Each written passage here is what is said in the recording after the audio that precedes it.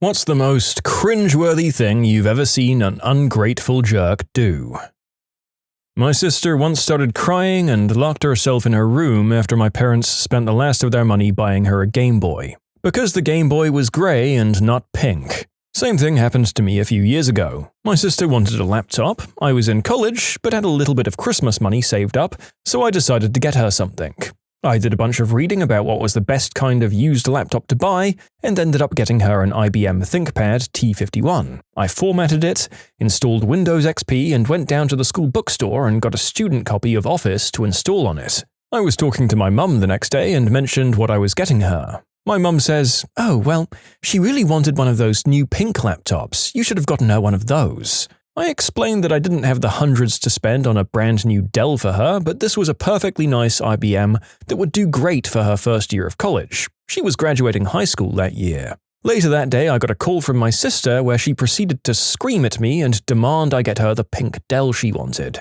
Screw that. I sold it on eBay and ended up making some money on it. I don't remember what I got her that year, but it was something cheap, crappy, and from Walmart. She dealt without a laptop until she was desperate, and I gave her an even crappier one than the IBM that a friend had given to me that was destined for his trash can. My aunt gave a small birthday party for my cousin, who was turning 25, last fall. He got really upset and angry because she bought him a pair of black skateboarding shoes instead of brown ones. She tried to calmly explain that she couldn't find any brown ones, but he wasn't having it. I almost slapped him. My sister was so unhappy with the car my parents got her that she tried to sell it every time it was parked. That was back before cell phones, so the only number she had to give was the home phone, which my parents always answered if they were there. They got her back by moving the car one day and telling her that someone bought it, but since it was their car, they got the money for it. Oh God, maybe they should have actually sold it and she could just take that as a lesson. I think most of us were ungrateful jerks for at least a period of our childhoods, but I think teenage me would have known that the limit to acceptable behavior ended several kilometers before measures like this. One of my friends received a car for their 18th birthday from their grandparents. A free car. Their response was to break down in tears, saying how much they hated it because it was an old man car, and then absolutely refused to drive it ever. That's about when I had an epiphany and wanted that person out of my life immediately. After my mum died, my stepdad took some of the insurance money and bought his daughter a brand new SUV. I heard she threw a screaming fit in the driveway because it wasn't a sports car. By the way, me and my other siblings got nothing at all from him. Of course, now she's 35 and still lives with her dad and still screams and whines for everything she wants, so I guess karma is a witch, and so is my stepsister. I built my stepson a gaming computer, helped him set it up and got some games loaded up on it for him so we could game together and bond some more. As soon as I had it all set up, he told me to get out of his room and closed the door. I spent 4 months saving and buying parts for it one at a time. My parents got her a DS and it got stolen a week later. I found it as I was taking out the trash and placed it back in her room. A day after that, I found it in pieces in the trash and I screamed at that witch for an hour. I didn't think to tell my parents about it at the time, I was just furious. I had this issue with a group of children I'll allow to remain anonymous. They complained about their Christmas gifts being either too cheap, too lame, or one of many other things. Their father returned all of the gifts to the store and bought something for himself and their mother. The following year, they were very humble and thankful for the gifts they received. Similar story, we had a family friend that was like an uncle to us. He had kids that were much older than us, and one Christmas they made a huge deal about the lameness of their presents. What does the father do? He packs up all the presents in his car and donates them to a local orphanage. Every Christmas, my in-laws ask me to cook dinner for them. They always want steaks, and I always make sure to cook them exactly as ordered. I've been cooking for years at a restaurant and now at the firehouse, and I know my way around a steak. Every year I stand out in the cold and grill their dinner while they sit inside and enjoy the fire. Every year they insist that their steaks are pink. Every year I prove to them that the lighting in the dining room is pinkish, and if they'd simply come outside and view their steaks in the natural light, they'd know.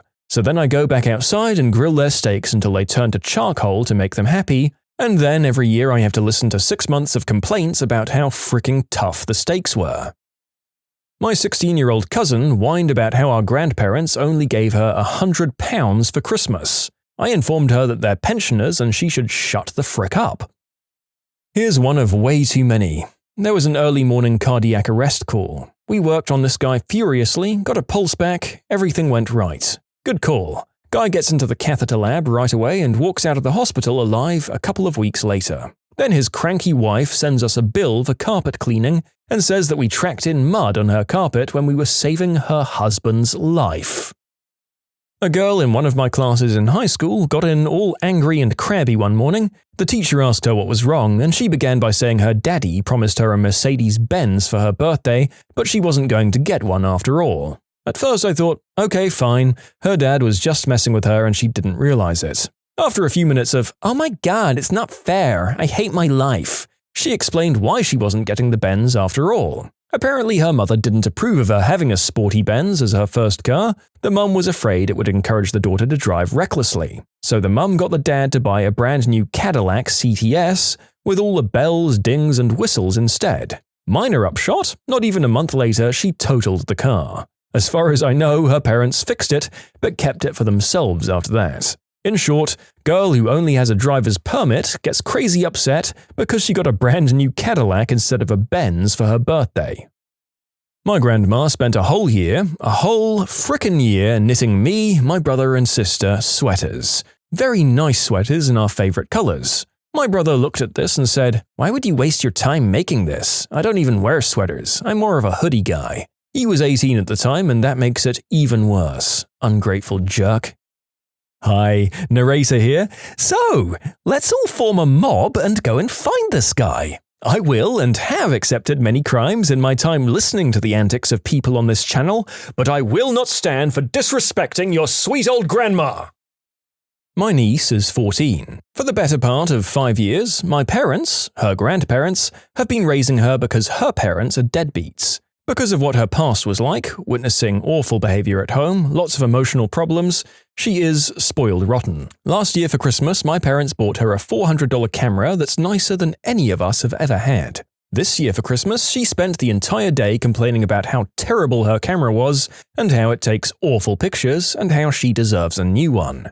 Another story, my parents gave her a used iPhone, she's 14. This was a few months ago with an OtterBox case. She took the case off because it was ugly and then promptly carelessly dropped it on the ground, shattering the screen. She blamed it on my parents, saying they should have gotten her a case for it. I have endless stories about her. She also broke her nice laptop by being careless and whined every day for a new one. I've never wanted to whack a kid as much as I have her at times.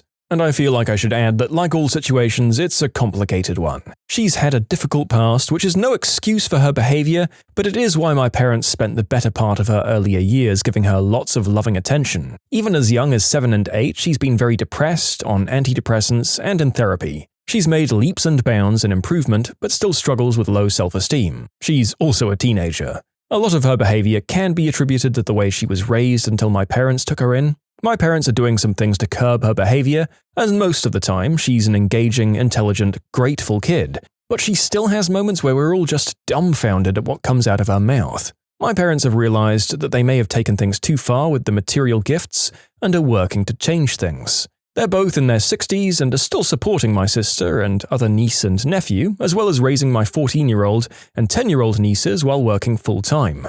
I've even taken a step back sometimes to remind myself of how complicated life can be. My brother and I were raised by a single mother, our father having died when I was 4, and my brother 8. After he died, we moved from where we lived to where my grandparents live to be closer to family. One day, my brother and I were apparently just acting like brats. I don't remember it, I was young, maybe 7 at the time. We wouldn't help my mother clean up or something.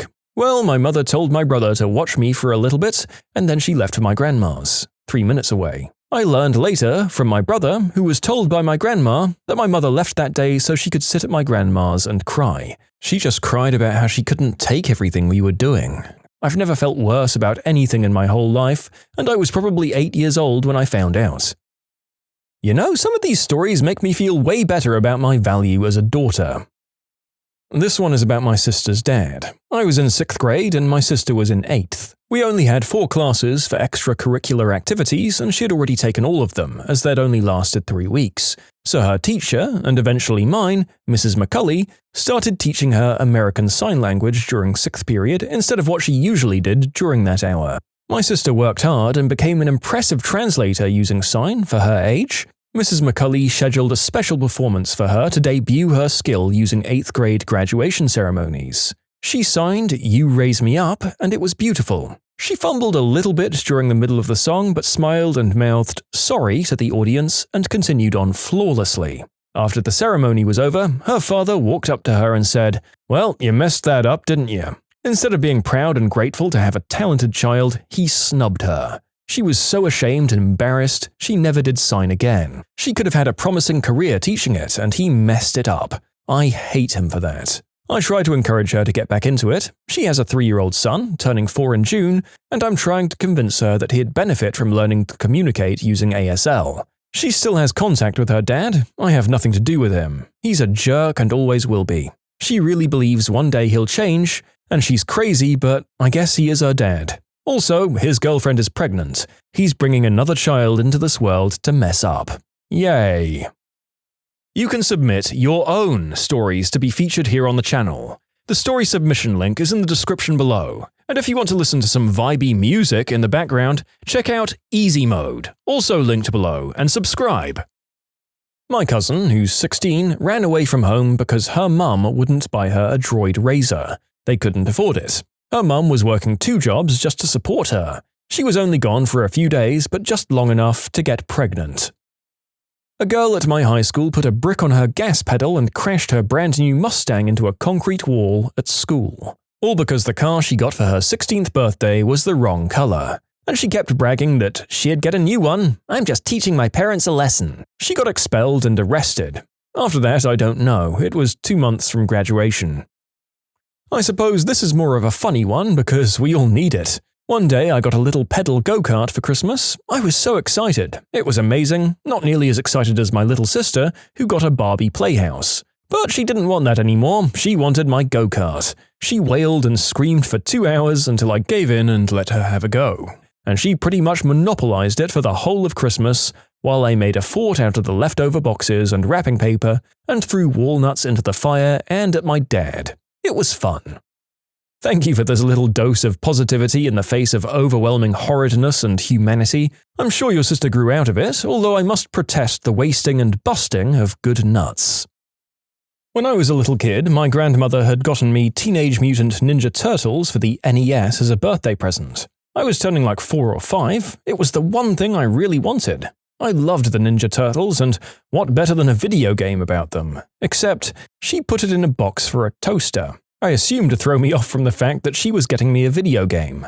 So there I was, 4 or 5 years old, and I unwrap a toaster. From the grandmother who always spoils the grandkid, getting them whatever they want. I remember the disappointment that washed over me immediately. Why would my grandma get me a toaster, was all I could think. It was too much grief. I started to cry and bawl my eyes out. I didn't calm down until they opened the box and showed that inside she had indeed gotten me the Teenage Mutant Ninja Turtles video game. On a related note, holy frick was that game hard for a 5-year-old. I know a friend whose mum absolutely spoiled her. Her mum, despite being disabled and with very limited income, does everything she possibly can for her only daughter, buys her phones, expensive clothes, whatever she wants, and most recently, a new car. Heck, she even does her homework for her, since my friend is D'ing or failing all of her classes, simply because she hates school and can't be bothered, even though she says she wants to go to college. All in all, this girl is blessed with an awesome frickin' mom. My friend, however, usually doesn't have many pleasant things to say about her mum unless it's on Facebook. So apparently there's this fair that they go to as a family every year, and her dad had recently died, so it would be the first year without him. Her mum brings it up, and my awful, ingrate friend point blank says she's not going to let her mum go. Why? Because she only wants her jerk of a boyfriend there. Her mum, who was on the verge of tears, said, "But we go every year." It broke my heart. My spoiled teenage cousin almost earned himself a punch in the crotch last Christmas. We were talking about what we each got for Christmas that year since we're both gamers. I was excited that my wife had gotten me Star Wars The Old Republic. He got a bunch of games, a new 360 since his old one was, quote, dirty and scratched, from his nerd raging. It came with Kinect, a Fender guitar, a new drum set, an iPhone 4 to replace his stupid 3GS, and since he'd just turned 16, his parents gave them their old 2009 Toyota SUV. The thing was sweet, fully loaded and beautiful. I was like, damn dude, that's one heck of a haul. His reply? Yeah right, that car is freaking gay. My buddy at school's parents got him a Honda S2000, a Burton snowboard, and him and his girlfriend new iPhones. Plus they got to go on a cruise for Christmas. I told my parents what car I wanted, they're just cheap. I gave him a verbal beatdown the likes of which he needed to hear, rubbing in just how rough his life is, all the while he's rolling his eyes. This encounter, as well as the rest in this story grouping, are an extremely effective form of birth control. I was at a UN camp for high schoolers. This girl was whining about how her 16th got ruined because the BMW convertible she got from her parents was yellow and not red. As a kid from a poor public school, I just wanted to punch her in the nose. It wasn't the most expensive of gifts, but my mum bought me a sweatshirt I really wanted for Christmas. I was in my scene kid stage and I wanted my clothes to fit tight, so I told my mum to get me a medium even though she'd normally buy me a large. Well, I opened up my gift, got excited when I saw that it was a sweatshirt, and then immediately threw a fit when I saw the sweatshirt was a large. I basically threw it on the couch and went, great, well now I'm never going to wear this. I acted like a jerk the rest of the day and made it a point to not even try the sweatshirt on. Eventually, I put it on in my room and it fit perfectly. I thought about the fact that I'd yelled at my mum for something that she bought out of love for me and didn't need to get me in the first place. I felt pretty frickin' ashamed of myself and I gave her a sob-filled apology. I'm always grateful anytime anyone gives me any sort of gift now, even if it's something I wouldn't want in a million years. All that can come to mind is my girlfriend, soon perhaps to be ex. She cooked dinner on Friday night, and Saturday after she had left for work, I stuck behind and cleaned her entire apartment.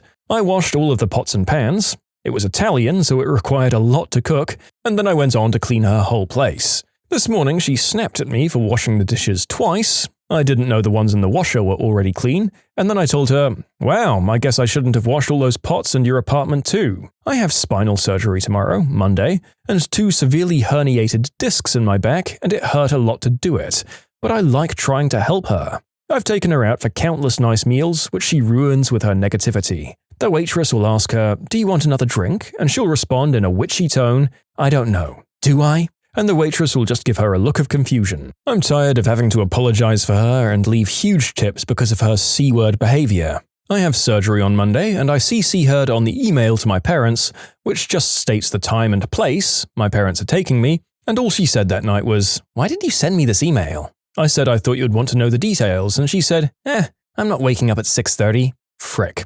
I'm ranting.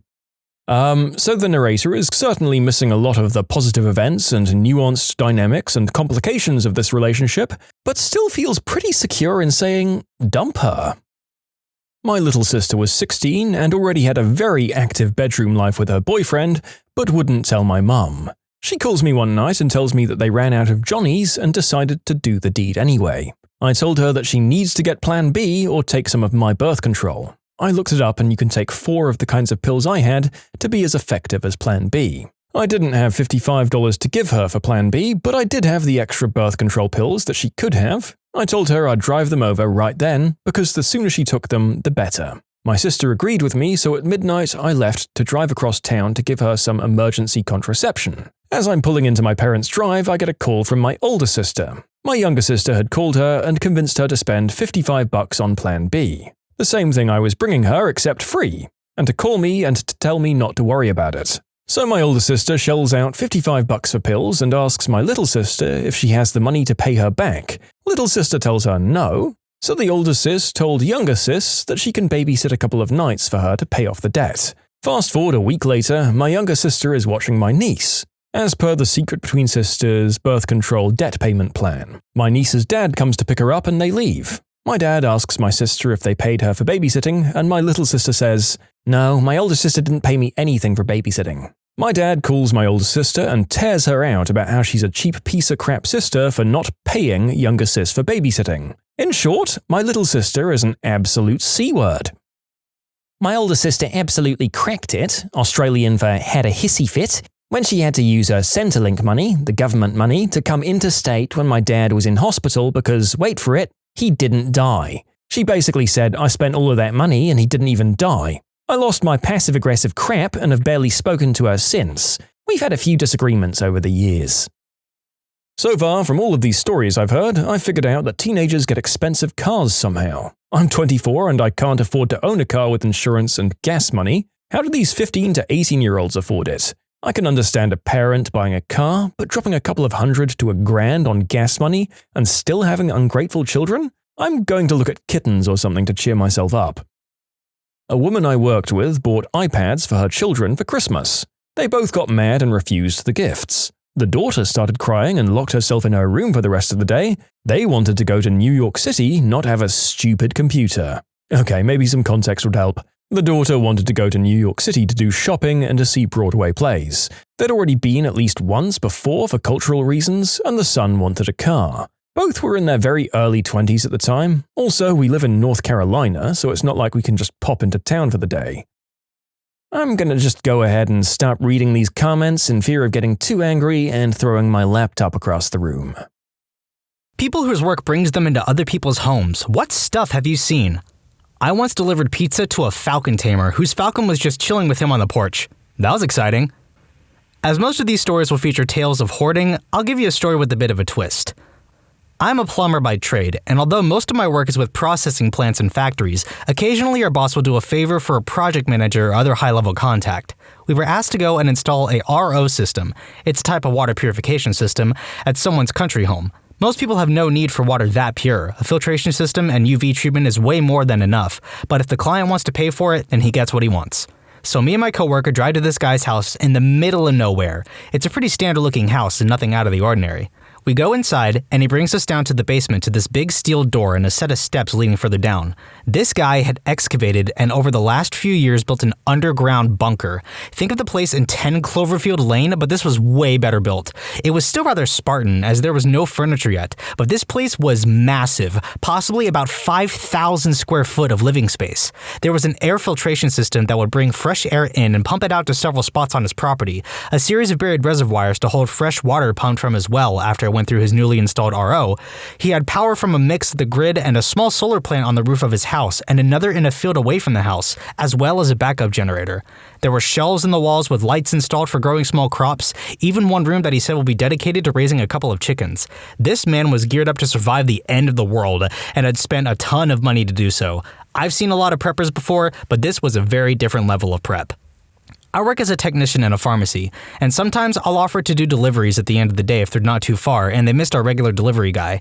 This one lady, who was very hard of hearing, was starting on a weekly pill organizer that we'd prepare for her, so she invited me in so I could explain it to her. Immediately, I saw two cats, who ran off very quickly and smelled a very strong odor of cat poop. I assumed there was a box in the other room that she wouldn't remember to clean and that she couldn't smell it. And when we sat down, I realized there were large carpenter ants everywhere, on the table, on the walls, on the ceiling, on the carpet, etc. She didn't even seem to notice them. There are worse stories for sure, but I'd been serving this lady for 5 years at the store and would have never suspected such a thing. I was so thankful for the fresh air I was breathing in when I left. As a guy who's personally afraid of bugs, I would have freaked out. I would have booked it out the door as soon as I saw all those ants. I'm in and out of thousands of houses every year, so I've seen a lot. One of the strangest was finding hidden cameras. The people were moving in that day, so not theirs, set up in the attic and pointing into bedrooms and bathrooms. Also in the same attic, it was a big one, was a completely furnished hidden room that was only accessible from the attic. Needless to say, the homeowners were pretty freaked out. I've mentioned these people before. I was building an addition to an existing house. The owners were a weird pair, husband and wife. The husband looked like Gollum and the wife looked like Hagrid. They were both very slow mentally and they smelled terrible, like they bathed in pure ammonia. Even the new addition started to smell. The more we sealed it up, the more it stank, and we hadn't even opened them up to each other yet. At the time, I wasn't anybody important on the crew, so I never had any occasion to enter the house itself, until one fateful morning when I was there early. The power to the exterior outlets had been cut, and the electrician hadn't installed the new ones yet, so I decided to run an extension cord from inside the house. I opened the back door intended to become a hallway entrance, and the smell nearly knocked me over. It was like the ammonia smell that clung to them, but ramped to 100 times. Breathing shallowly through my mouth, I ventured into the dimly lit interior. The living room, or at least I think it was the living room, was a literal maze of containers, cages, 18 inches tall and a couple feet square, all stacked one on top of the other. As my eyes adjusted, I thought they were filled with rabbits. The ones by the door were stacked such that I could see over them. Elsewhere and against the walls, they were stacked to the ceiling, each and every one of them with an occupant. I stepped closer. Not rabbits. Cats. Hundreds of cats. Each cage containing at least one, some 2 or 3, each stacked 4 or 5 high, nothing under them, each one urinating and defecating on the cage below. I got the heck out of there. I really hope those cats are okay. Worked as an apprentice to a private contractor for a year before going back to school. The worst was when we were working in a woman's home, getting it ready to be sold. We were painting her son's room, and we had to move the furniture to the middle of the room to cover it up with the tarp to avoid messes. As we moved the bed, we found the kid's heroin stash, complete with dirty needles in an open cardboard box. Kid was about 16. We didn't say anything to anyone, just slid the box under the moved bed and went to work. We were pretty glad to be out of that place ASAP, though. Along with the kid, his single mother definitely seemed to be tweaking at points, and looking back on it, I suspect she was an addict as well. On the other hand, the best job we had was a 6-month job that started as a front entryway reno for a woman who had recently lost her husband. When we started, she kept to herself and spent most of the days in her room. She had some medical issues that prevented her from working, and was clearly very depressed. The entryway renovation became a living room, and then kitchen, and then basement, and eventually a whole home renovation inside and out. The woman kept finding new things she wanted done. In the process of all this, she started to heal, and by the end of the job, she was always out in the living room or kitchen, chatting away with us and feeding us and taking care of us. The last day of work was only a 2-hour cleanup, after which she took us out to lunch to thank us for the renovation and, more importantly, helping her overcome the depression that she was dealing with. I love that lady. And I love her too. I'm so glad that that story had a good ending. I used to work on foreclosed homes as an inspector of sorts. I remember we went to one foreclosed house where all the windows were painted black. Inside were these massive wooden stands with the fluorescent lights and nothing else. I don't even think any of the appliances were left. The thing that gets me to this day, though, about this house was that the people growing weed there thought painting the windows black would be a good idea, because that's not suspicious at all. I'm in nursing/mental health. Some of the more memorable things I saw were during my student placements many years ago. For instance, one older guy I visited was a bit odd. As he was talking, I was scanning the room and see these framed photos of him from decades ago. He was in full blackface in them. Why he proudly displayed these photos, I don't know. Also, as a student, I encountered what I believe was a case of spousal Munchausen by proxy. The client was bedbound and had been for decades following a vehicle accident.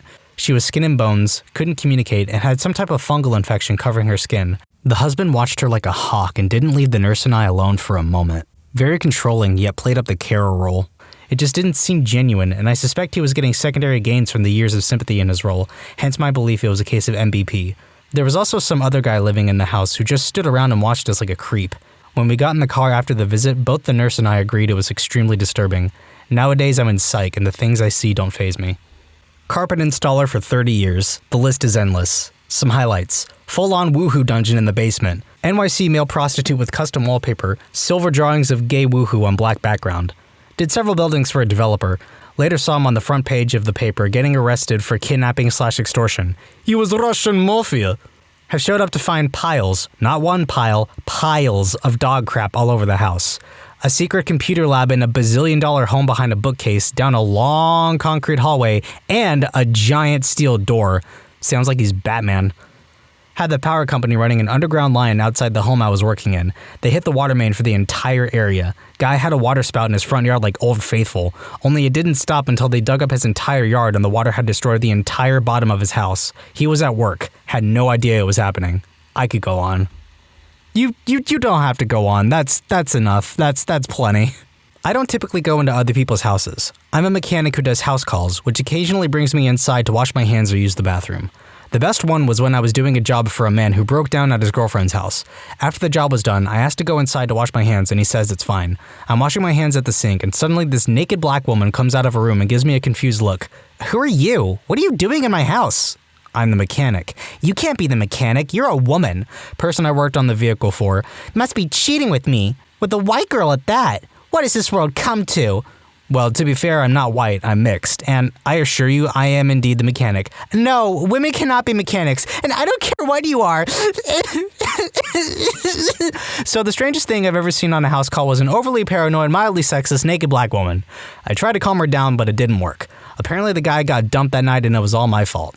I now ask for a hose to wash my hands. Geesh, I really hope that guy finds a better girlfriend. I clean houses. One client has us clean once a week. If it lands on the floor, it stays there until we clean it up. Her youngest child is still in diapers. There are usually dirty diapers around the house completely filled with pee. Her bed sheets always have crumbs from her kids eating in her bed. There have been skid marks on her sheets and duvet cover. They have 5 trash cans in the kitchen so they don't have to worry about taking the trash out. Her kids play with toothpaste and toothbrushes, so we find globs of toothpaste all over the house. My boss has once gone to make the bed, pulled the sheets back, and found a huge pink adult toy, and the mirror-sided nightstand was covered in lube. I think the wrong thing was lubed up there. Working in financial services here with insurance and investments. While I've seen a whole slew of different stuff between new and old clients, probably the most interesting aspect of the job is seeing people who make really good money for themselves but live well within, and sometimes below, their means. One particular case was a young guy in his early 30s who had accumulated quite a bit of wealth, was making upwards of $85,000 a year plus bonuses, and was living in a rather run-down apartment in a bad side of town. Roaches, leaky ceiling, the works. And he wasn't looking to upgrade his living situation. Ended up being one of my favorite clients. Super nice guy, level head. We play golf on the weekends sometimes still. 4! Used to deliver furniture, so boy do I have some good stories. Number 1. A lady had mannequins everywhere in her house, all of them dressed up in fancy clothes and in various positions. Some sitting in the living room watching TV, one in the kitchen with an apron cooking, 2 at the dinner table, 1 sitting on the edge of her bed, and best of all, 1 on the toilet downstairs. It was very strange. The lady dressed in very bright clothes with very red lipstick, and her eyebrows always made her look very surprised. Number 2. This delivery was in a run-down old neighborhood that was in a very wooded area. Being there just gave me the creeps. I was putting together a bed frame upstairs and looked downstairs through an open air vent and saw that the garage area had freezers lining the walls and a little workshop with a meat grinder and a bunch of tools in the middle. I think it was the fastest I ever assembled that particular bed frame. Noped right out of there, but I did get a $20 tip, so I never mentioned it to anyone until now. Number 3. This time, I was delivering a bedroom set to a nice lady in an apartment complex. Walked into her apartment, and there was no furniture anywhere except a mattress on a simple bed frame in her bedroom with a TV in front of it, and a mirror on the ground in her living room with a laptop and webcam on a chair. When taking her old mattress out, she had several adult toys under her bed, all of them over 10 inches long and girthy. I think you can guess what her job was. Number 4. There was a lady who ordered furniture online, which was unusual because it was such a small business. We arrived with a Cali king-sized bed, and the woman was bedridden and well over 500 pounds. Who answered the door, you might ask? Her husband, who must have weighed 150 pounds soaking wet. They used some pulley system they had installed to pick her up off the bed a few inches, and we swapped beds with her looming over us watching TV. Her husband was cool though. In the office downstairs next to the door, he had a sweet battle station. 4 monitors, a beast of a computer, TV, sweet chair, mini fridge. Apparently she was a trust fund baby, and he was riding the gravy train all the way to Steam HQ. Number 5. Delivered furniture to a nice gentleman one week, and he had pictures of him and his family everywhere. 3 weeks later, we deliver again, and I noticed in all of the pictures, the wife's face was cut out, but the pictures were put back on the walls. Guess that explains the lazy boy. Number 6. Last one. We were given keys to a family's house and asked to deliver and assemble while they weren't home. Not unusual, surprisingly. We get there and start putting their 2 twin-sized bed frames together, and next thing we know, we hear 2 people going at it hard in the next room. Seriously, they were getting it, shaking stuff on the walls and everything. They finished before we were done, and 2 15-ish-year-old kids walk out. Turns out he decided to skip school with his girlfriend. Go Timmy! He tipped us $10 to not say anything to his parents or our manager. Former door-to-door salesman checking in. Sold subscriptions for TV and internet. Once tried to sell a lady, read, probably serial killer, whose house was filled with literally thousands of porcelain dolls of all shapes, sizes, styles, and degrees of scariness. Gotta have some variety. She had everything from pristine dolls that looked like they'd never been touched to Annabelle-tier filthy monstrosities that honest to God looked straight out of a horror movie, and these dolls were everywhere. Also, her floors and what I could see of the walls were painted red. Super creepy. 10 out of 10 would almost get murder again. I think the only thing missing from that was a spectacular la la la la la la in the background. I used to work in door-to-door sales, so I saw quite a lot of stuff. One time I knocked on a door and the screen door was shut, but the door behind was wide open and I could see right down the hallway into the house. This guy, who I can only assume was waiting for someone else, literally jumped around the corner at the end of the hallway, bollock naked, locked eyes with me and screamed and hid around the corner again. He very awkwardly asked why I was there and I explained, in between fits of laughter, and said I'd leave him to it and hope he had a great day. Another time, a guy opened the door at 11:30 a.m. holding a bottle of Jack Daniels that he was drinking from and invited me in. He had 3 teeth and no shirt on. I politely declined. Back in the early 90s, I spent 2 summers from college working at a little mom-and-pop appliance and electronics store. I helped with the deliveries. Plenty of experiences very similar to what has been posted here. Hoarders, filthy homes, too many pet smells, etc. Most memorable, though, was when we delivered a huge projection TV, remember those? To this guy's finished basement. This dude's basement was straight out of the 70s in every way. On the table in front of the big sectional couch was a freaking mountain of weed. I guess he and his old lady were in the process of packaging it up for sales. You'd think he'd have it cleaned up a bit before we got there. We called to let them know we were on the way. Both myself and my partner were really hoping to be tipped with a couple of buds once we had the TV set up. Nope. C'est la vie. Another memorable delivery was a whole truckload of appliances to Tony Soprano's house, or at least it might as well have been. Once all the appliances are set up and it's time for us to settle up the bill, the guy takes us into his home office, pulls a painting off the wall revealing a safe behind it, opens the safe, which is jam-packed with cash. You honestly could fit more cash into the thing. He starts peeling off hundreds from a stack and throws me and the other guys a couple hundred for a tip. Biggest tip by a long shot. I think the thing that surprised me the most when I started my job was the amount of clutter in so many homes. Rich, poor, young, or old. Hoarding, clutter, and pet smells are prevalent everywhere. The worst I've seen is an older man living in a one-room efficiency-style home. Takeout containers molded to the floor inches thick, soda and whiskey bottles 2 feet deep in the middle of the room. The toilet had obviously never been cleaned and was completely stained brown inside and out with feces and urine. The floor around it was the same from an old drunk who didn't care where anything landed. The smell was obviously really bad, and I was just glad that it was winter when I went in there. He apologized for living, quote, like a bachelor. On my first call at this one client, he answered the door in an open bathroom, under which he was naked. He and I stared at each other for a long moment in pretty mutual shock before he finally tied the bathrobe closed, mumbled something, and ran away, to get clothes as it turned out. He came back, he apologized, I fixed the client's very expensive computer and left. I brought this incident up to my boss, who said, very offhandedly, that this gentleman did that often. It was apparently his way of hazing new techs, and he was only shocked because they had sent a female technician.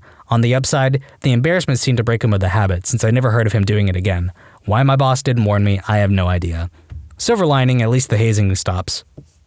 I work as an insulator who does work for low-income houses. So I showed up to this house. First thing I noticed is about 30 lawn chairs with stuffed animals sitting in them with their own tools. Old rusty tools, and these stuffed animals weren't in the best condition. So when I finally get up to his door, I knock. He opens up, starts drooling like crazy, obviously heavily medicated. It took a little while to explain why I was there. When I finally did, I started drilling holes around the house and boom, got to the garage. There were about 300 stuffed animals hung with string nooses in their missing arms and eyes and all sorts of stuff. Needless to say, I got out of there as fast as I could. Alright, strap in for this one. This one's scary. The kids were playing Minecraft Pocket Edition on their TV, back when they didn't have all the good updates that made it more like the PC version. Creative mode didn't have very many usable items. It was horrifying. I was a licensed pet sitter. As a disclaimer, I loved my job for the most part and the clients were great to me, but I had some interesting experiences. I worked for a lady who had no less than 24 cats. It was a one-story house with a giant outdoor fenced-in cat area attached to the house and an outdoor cat house, which was basically a closed-in shed surrounded by a metal fence with cat houses and food. All cats were indoor or cat house cats, besides one who was fed outside in a bush. I was not to let any of the cats out of the house or the outdoor cat shed. Her house gave me the absolute chills because it was basically just a kitchen, a laundry room, and 2 nearly empty rooms with a torn-up rug and a glass door. Cats creeping in on you from every corner of the house. She fed them all canned cat food, fancy feast, all 24 of them, with cardboard plates left in random places around the house. Her cupboards were full of canned cat food from top to bottom. She had one outdoor cat that she just fed outside. It sat on my rug and stared at me during the meeting with the owner. He was kind of cute though. I knocked on the door and someone said, "Come in." I tried, but the door was locked. I knocked again and heard, "Come in." I tried again and the door was still locked. Turned out to be the family's parrot. I once saw a woman that had built a massive castle the length of a typical bed for her bunny rabbit. It was as high as the ceiling and it had a moat and everything. That's just impressive. Oh boy, gotta do this relatively frequently. I work in mental health, so a lot of homes I go into just reek of mental illness from the outside in. Messy, dirty, and chaotic-looking homes are a big indicator of mental health issues. Some houses I've ventured into have this strong odor coming from a variety of things like uncared-for pets, dirty laundry, old food, and just general human stench. Almost always, there is both trash and clothes all over the floor, broken stuff everywhere. Because it's kids I work with, most times there are holes in walls and property damage caused by said kid when enraged. Girls typically leave sanitary pads or tampon cartridges, sometimes used, on the floor. I've seen bugs and bug traps because they're infesting the home. Went into a house once where I found out later that it was infested with scabies. Obviously, I was super paranoid about getting them for days. One girl's stairs had nail polish staining her stairs because she threw open bottles down in a rage. Typically, there's also at least one cat, usually more. These cats don't use the litter box, or if they do, it hasn't been cleaned in so long that it's just plain disgusting. So that means the cats would just pee on the piles of clothes lying on the floor. Lots of times, the kids living there will actually put on the clothes, shoes, and socks that have previously been soiled by animals. Usually the animals are in poor health. It's really quite sad. On the outside, it's easy to tell if the house inside will be in disarray. Unkept lawns, garden overgrowth, Christmas decorations still up in June, animal poop not cleaned up. That's all I can think of for now. I've gotten home on many occasions after work and gotten directly into the shower. I think the takeaway here is keep your house clean and your mental health will be better for it. I'm a probation officer, so I have to inspect people's homes and sometimes search them. First off, countless adult toys, vibrators, butt plugs, porn, which apparently still comes in magazines? Savages. Drugs. Lots of drugs. More cash than I've ever seen in my life. Earlier this week, I pulled a shoebox out from under a bed and it was completely full of stacks of cash. Lots of homes in the more poor areas have major roach infestations, which is pretty gross. Some of the circumstances that people live in make me understand why they would want to commit crimes to make money, not that that makes it okay. Two of the worst and strangest things that come to mind. Number 1, a fishing bucket with a cast net inside of it, filled with water. I accidentally stuck my hand in the water when I grabbed the net, as you couldn't see the water. I found out later that the reason a bucket of water was in his room was because of his water-based eggplant pump. Number 2, pictures of a girl covered in blood in sexy poses. Turns out they were really into periods, and she covered herself in the blood while they were having fun and took pictures. Kind of bizarre to see until realizing where the blood came from. About a decade ago, I was working a side job cleaning chimneys. Part of the job was vacuuming out the soot once we freed up the flue. I was led into the basement by an elderly woman, and there was an entire bedroom set down there covered in plastic. It was her son's, she told me. It's waiting for him when he gets back from the war. Given the amount of dust on the plastic, coupled by her age, I think she meant Vietnam. She kept trying to give me beef stew. I said we were busy, but if she can spare any to go, I'd appreciate it. I didn't eat it, but felt like I had to take it after that. I work in pest control and once went to treat a guy's house for termites. Middle-aged Italian man and his wife's body stuffed or preserved with some crazy stuff like taxidermy just in the house. She was in a bedroom closet. It wasn't her original skin, obviously, but her skeleton with wax over it to make it look like a Madame Tussauds thing or something. Yes, he could have been kidding, but he seemed dead serious. He wasn't all there, and the figure looked like the woman in pictures all around the house, so we don't treat his place anymore. People of Reddit, what was the most not safe for work event you ever stumbled upon in high school? Not me, but a friend of mine who was a yearbook photographer. She was a rail-thin, awkward, geeky high schooler and was asked to photograph a day in the life of the swim team. Our school had the football fever, and so other sports were always trying to get more than a few mentions in the yearbook packed with dozens of football shots. So my friend showed up to the swim team practice and later state tournament. She was asked to join them later at their victory party, which was at someone's house with its own pool and hot tub. When she got there, most of the team was already drunk, and not an adult in sight. There were also a lot of girlfriends of the team there, and more than once, my friend was asked to join them naked in the hot tub. Fun was pretty freely flowing, and she strived constantly to get acceptable photos instead of the wanton depravity around her. At one point, some naked girl was chugging while she was in the cowboy position, screwing on top of her boyfriend while everyone cheered her on. They kept begging my friend to take photos, and she refused in horrified shock. Some of the guys got really handsy with her until finally she picked a time when they were distracted, and she left. She later was crying to her best friend because she felt so stressed out, and it was nothing like she expected. Sort of like showing a 10-year-old Caligula when they were expecting Toy Story 2.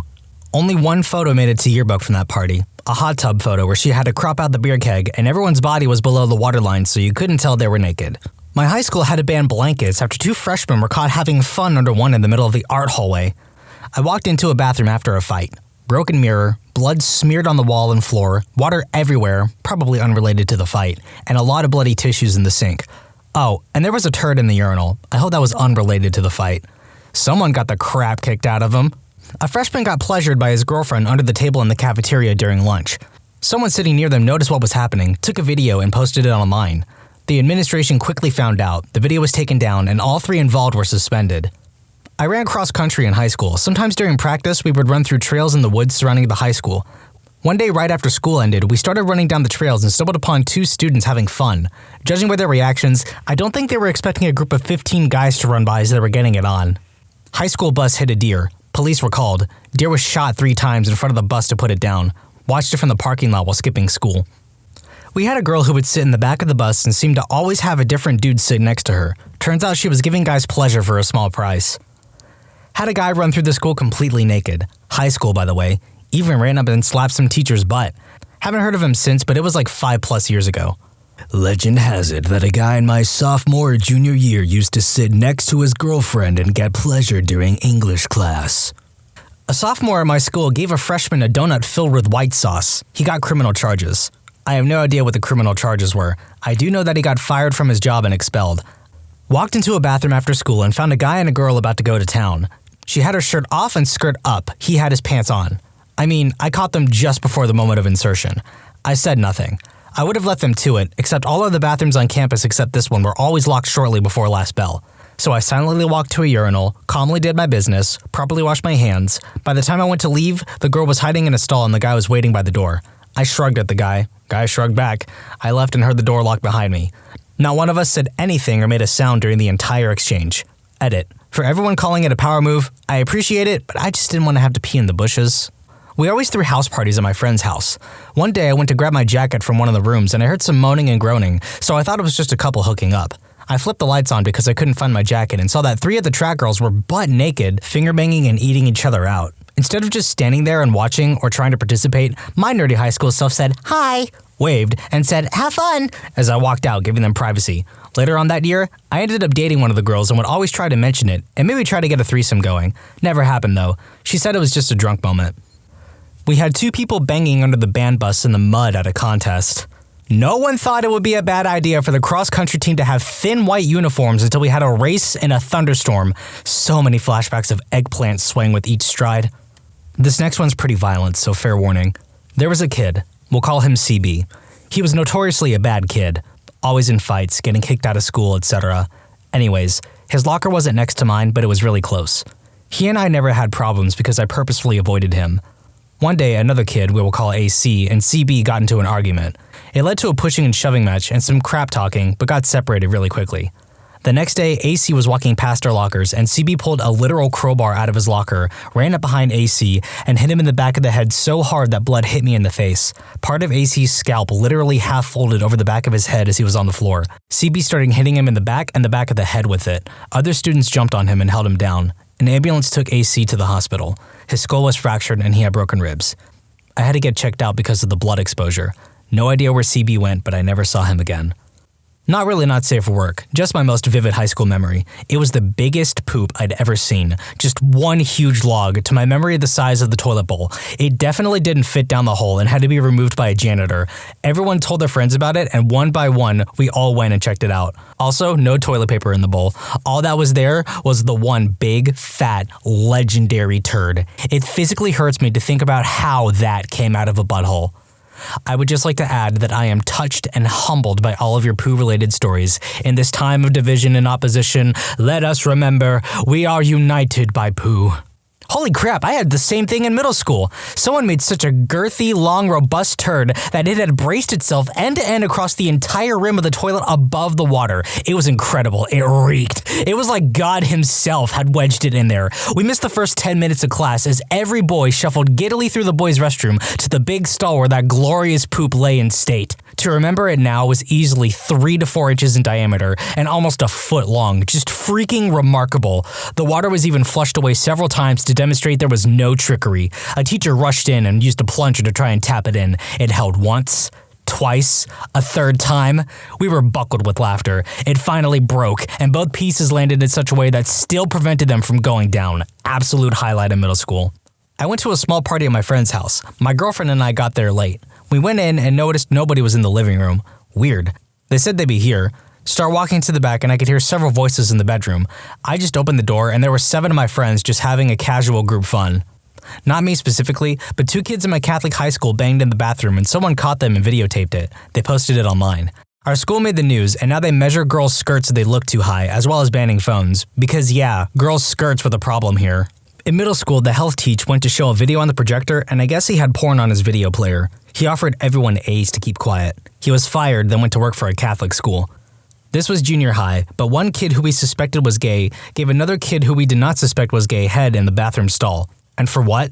A hollow foil Clefairy Pokemon card. Man has his priorities straight.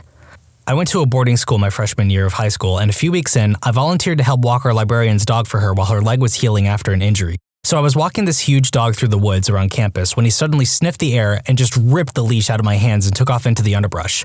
I started chasing after him when I heard screaming and yelling. I thought, oh god, this dog mauled someone and I'm going to get expelled! Broke through a clearing and there were 5 half-naked upperclassmen trying to put their clothes on and scatter while this dog is joyously barking and jumping up on and licking them. Too long didn't read, accidentally interrupted group fun in the woods with my librarian's dog. I guess since so many people were asking, yes, it was a co-ed school, and yes, both sexes represented. Thumbs up for diversity. Went to teacher's room to get some papers that my Portuguese teacher had forgotten and stumbled at my gym and biology teachers kissing each other really hard over the meeting table. I mean, they didn't even notice me. And oh, it was a Catholic school, and they were both married, by the way.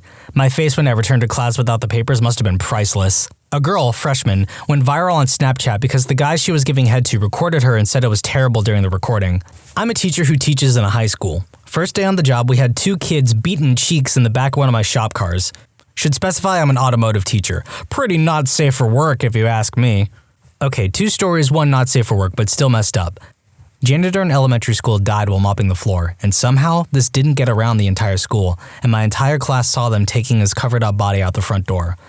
Another is walking in on several people giving head in the band room. It became a daily thing, and I should have known to also knock on the practice room doors before entering.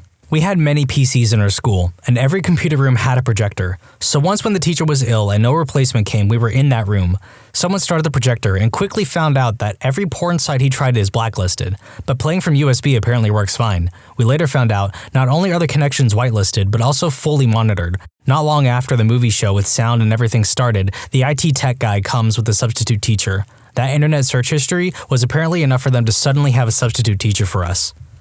Was walking around outside my high school and saw a dude leaning up against a wall getting head. They didn't see me, so I quietly turned around and walked away. Girl gave head to a guy and his friends filmed it. It was the talk of the school and she changed schools. 2 years later, she came back and gave head to a different guy by the same dumpster. No one filmed it this time. Some kid at a party got blackout wasted and crapped himself. In the middle of the crowd, he took his pants down and slipped in it, proceeded to army crawl to try and make it out, but just smeared it everywhere. He is still known as the party pooper. Godspeed, party pooper. In band before a football game, I walk into the percussion room to hang with the homies. Everyone is huddled around this dude in the corner of the room laughing, so of course I walk over to check it out. Turns out the dude was showing everyone how tiny his eggplant is and everyone was so fascinated. Yeah, it was really, really small, like from the tip of your pinky to the first knuckle down. I've never seen anything like it.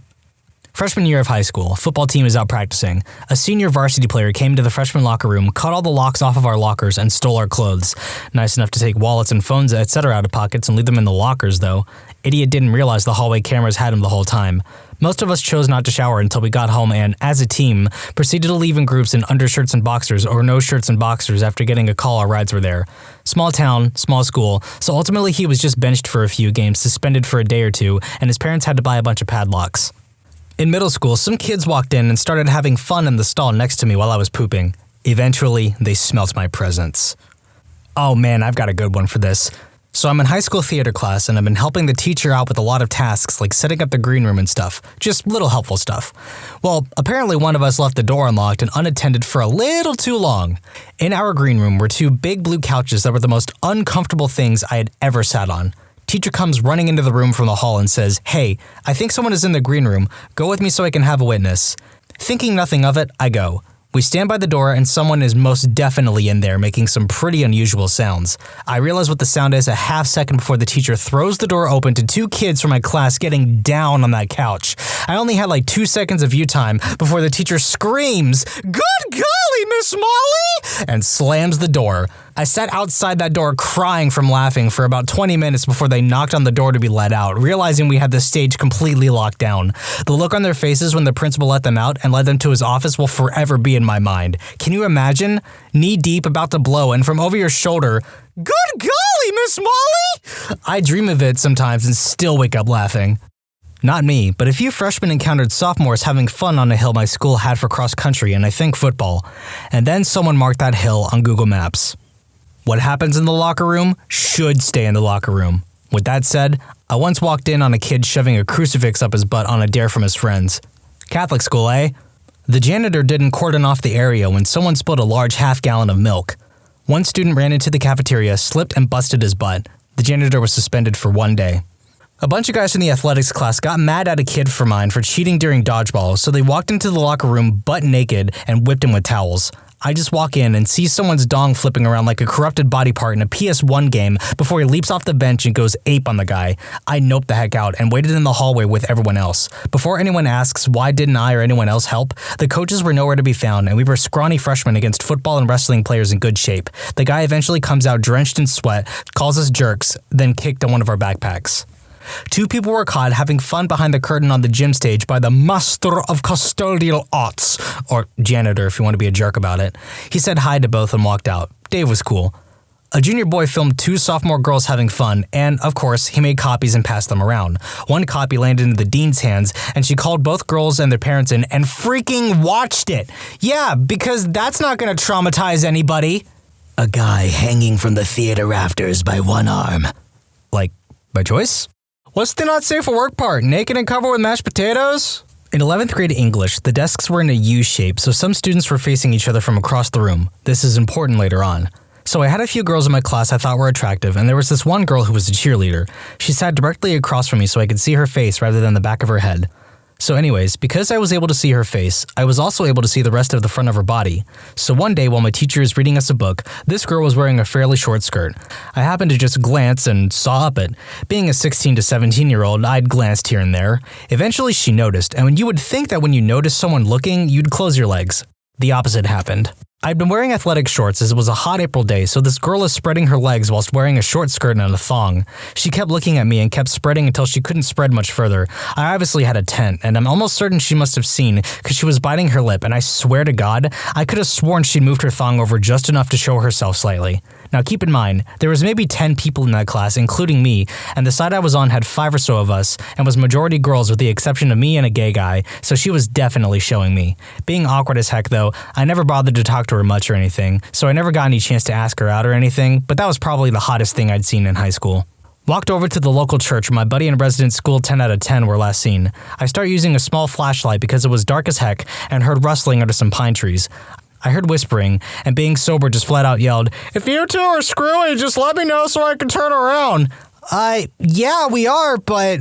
My buddy Sean walks out, shirt covering himself. "Can you find me a condom, dude?" I walked back to the house, found a condom in my buddy's room, took it back, and laid it down where I got to see the 10 out of 10 naked. Thanks, bro. 11th grade, everyone. My high school had a lock-in every year where you basically stayed at the high school and weren't allowed to leave from like 6 p.m. to midnight. They were usually pretty boring and stupid as heck because students had to bring their own consoles and could only bring E-rated games and PG-rated movies. Anyways, there was an upstairs to my school, but it was only 2 rooms. One of them was locked and the other movies were playing in. I was watching movies upstairs, and when I went to use the bathroom up there, I opened the door to a full-on group fun session. I mean like 8 kids, and it wasn't even that big of a bathroom. I don't understand why they wouldn't lock the door. I really wish they did so I didn't see that. I then went downstairs to the locker room where a bunch of kids, this was the boys' locker room, but there were like 10 guys and 10 girls playing Truth or Dare. I was a really shy and unpopular kid, so stuff like that was weird for me. One of the girls saw me come in and dared another girl to go down on me in front of them. I got really embarrassed and ran out of there as fast as I could. By that time, it was only like 10, so I talked to the person running it and told them that I threw up and they let me leave. I never went to another one of those stupid things after that. In English class, 10th grade, I was sitting next to this dude. For storytelling purposes, named Chad. Chad was always a little weird and never really paid attention in class. He preferred to go on gag websites like Google Gravity and whatnot for the entirety of class, occasionally talking to me and showing off what weird stuff he found. That was all good. Then one day, I looked over just out of curiosity for what weird stuff he might have found that day. First thing I saw was that his screen was going through the standard Windows Update reboot screen. Then I saw his desk bouncing up and down somewhat. I just figured he was bouncing his legs with some ADHD type energy while he was waiting for his computer to finish updating, so I go back to my work. A few minutes later, he apparently started making sounds. I was unaware of this as I was watching YouTube. These sounds were heard by the group of talkative girls sitting a couple of seats over. They loudly complained a lot to the teacher, so the teacher walked over and tried talking to Chad. When Chad saw the teacher walking over, he went into panic mode and tried to stealthily hide what he was doing. Naturally, he failed spectacularly and sent his desk forward and actually helped it fall on accident when he tried to save it. So Chad was sitting in his seat, one hand trying to pull his desk back up while the other was desperately grasping the zipper region of his pants. I only learned what happened after the fact, as I have a spectacular ability to ignore what's going on around me when I watch YouTube. However, I found out that he got suspended for a week. Chad went down as a legend around my school as the man who rubbed one out during English. He was highly respected among all the boys in the school for the next 2 years, and his reputation spread to the surrounding schools so that when I went to sporting events, the opposing teams would ask me about him. In home ec, a kid pulled his eggplant out and set it on his desk and got the teacher to look at it. Nothing happened and she laughed it off. A few weeks later, another kid in the same class crushed up a Tic Tac and the teacher watched him do a line of it. She called the police, had drug dogs come in, and had the kid suspended for a week or two. Same teacher made us read aloud what we were reading in study hall once. Bad idea. It was a bunch of tips on how to give head from 17 magazine, or a similar magazine.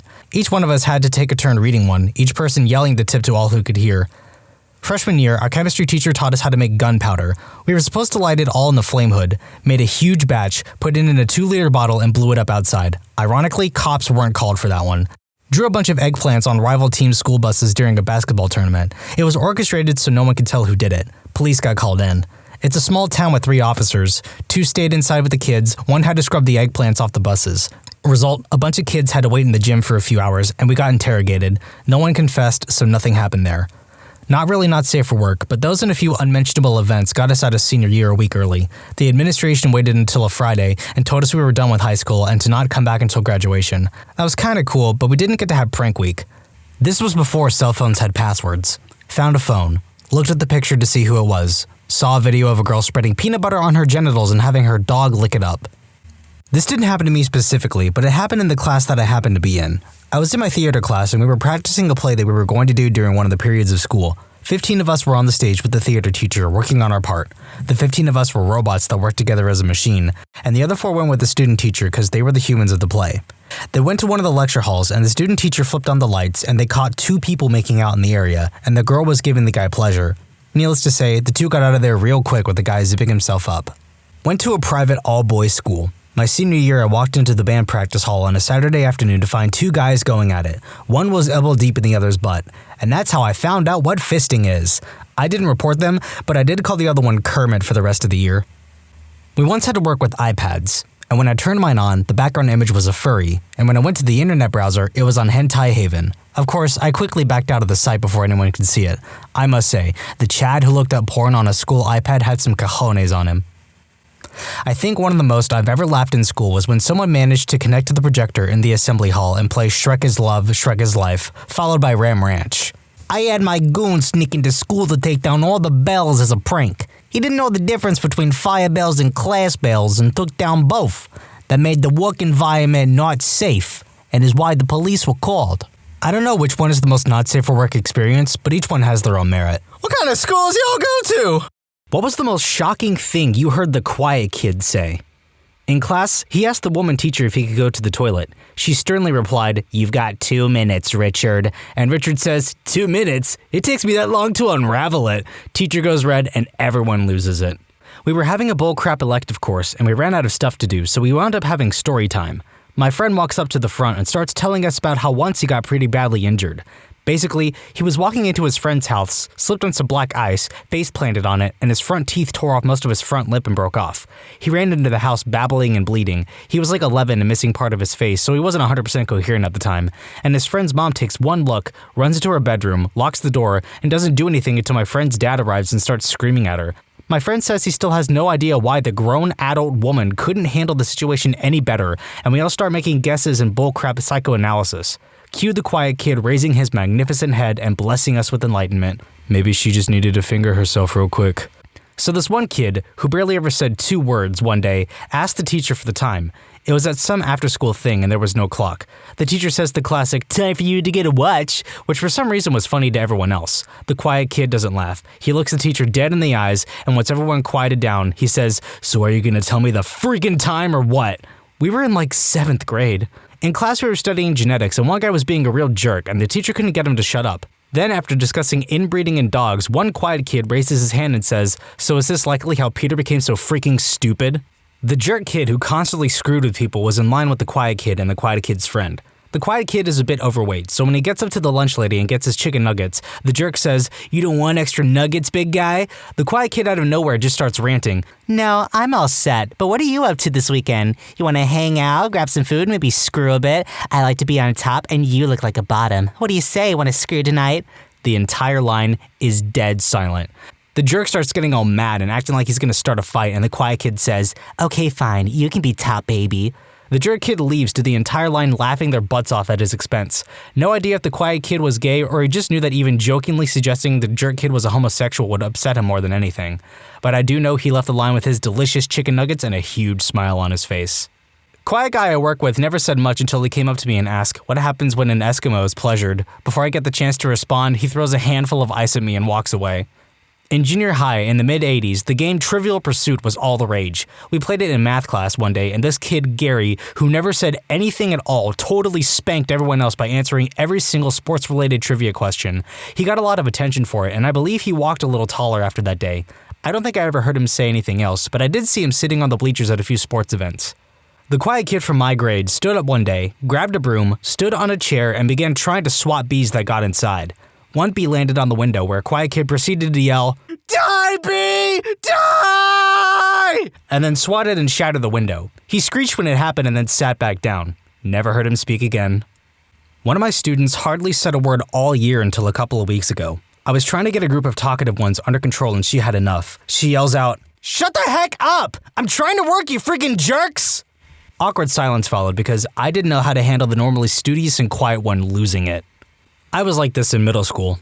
Not exactly quiet, but I never really socialized except with people right beside me in the form of asking for a pencil. One day, the classroom jerk happened to be more jerky than I could stand for, and I stood up out of my seat and yelled at him and sat back down. The entire class fell silent, but he never got that jerky again. I was best friends with the quiet kid in middle school. It wasn't so much shocking as the stupidest thing I've heard him say. He got this 1,000-yard stare all of a sudden and just said, "I can't remember what color my dog is." My dad is very quiet, to the point that it makes most people uncomfortable, even me sometimes. One day we're at the park and a woman walks past us and my dad quickly says, "What if I punched that woman in the face and said, 'Sorry, I thought you were my wife'?" In high school, there was this really quiet girl named Grace. She was a pleasant person, but wouldn't say anything more than hi or sorry unless you asked her something. Even then, she'd appear terrified. It was at prom, and I was in the parking lot of the venue we had prom at. I lost a contact and had to run to my car to grab my glasses. In the parking lot, Grace was smiling and walking from her car. She looked at me, laughed, and said, "My prom date just pleasured the heck out of me." I still laugh about it to this day. He started to attack someone in my class with a table when the teacher got a cup of coffee. That was quite something. Wait, he attacked another guy with a table? That's like a whole new level of angry right there. I was in marching band in high school, probably 7 years ago now, and we had this huge muscular guy as our brass instructor. He would always yell at us to nail these chords or, "You're not playing loud enough." There was this little Asian trumpet kid that was so innocent and nice, he hardly ever spoke a word. One really hot afternoon, our instructor was being especially loud and said, "Why don't the trumpets blow hard enough?" Dead silence across the field as all the brass are waiting for next instructions. Then we hear, "What doesn't your mom blow me hard enough?" from quiet trumpet kid. Needless to say, we all laughed, got push-ups, and laughed some more. Wow, literally this question came at a perfect time. I was just thinking about this, and it was by far in sophomore year of high school.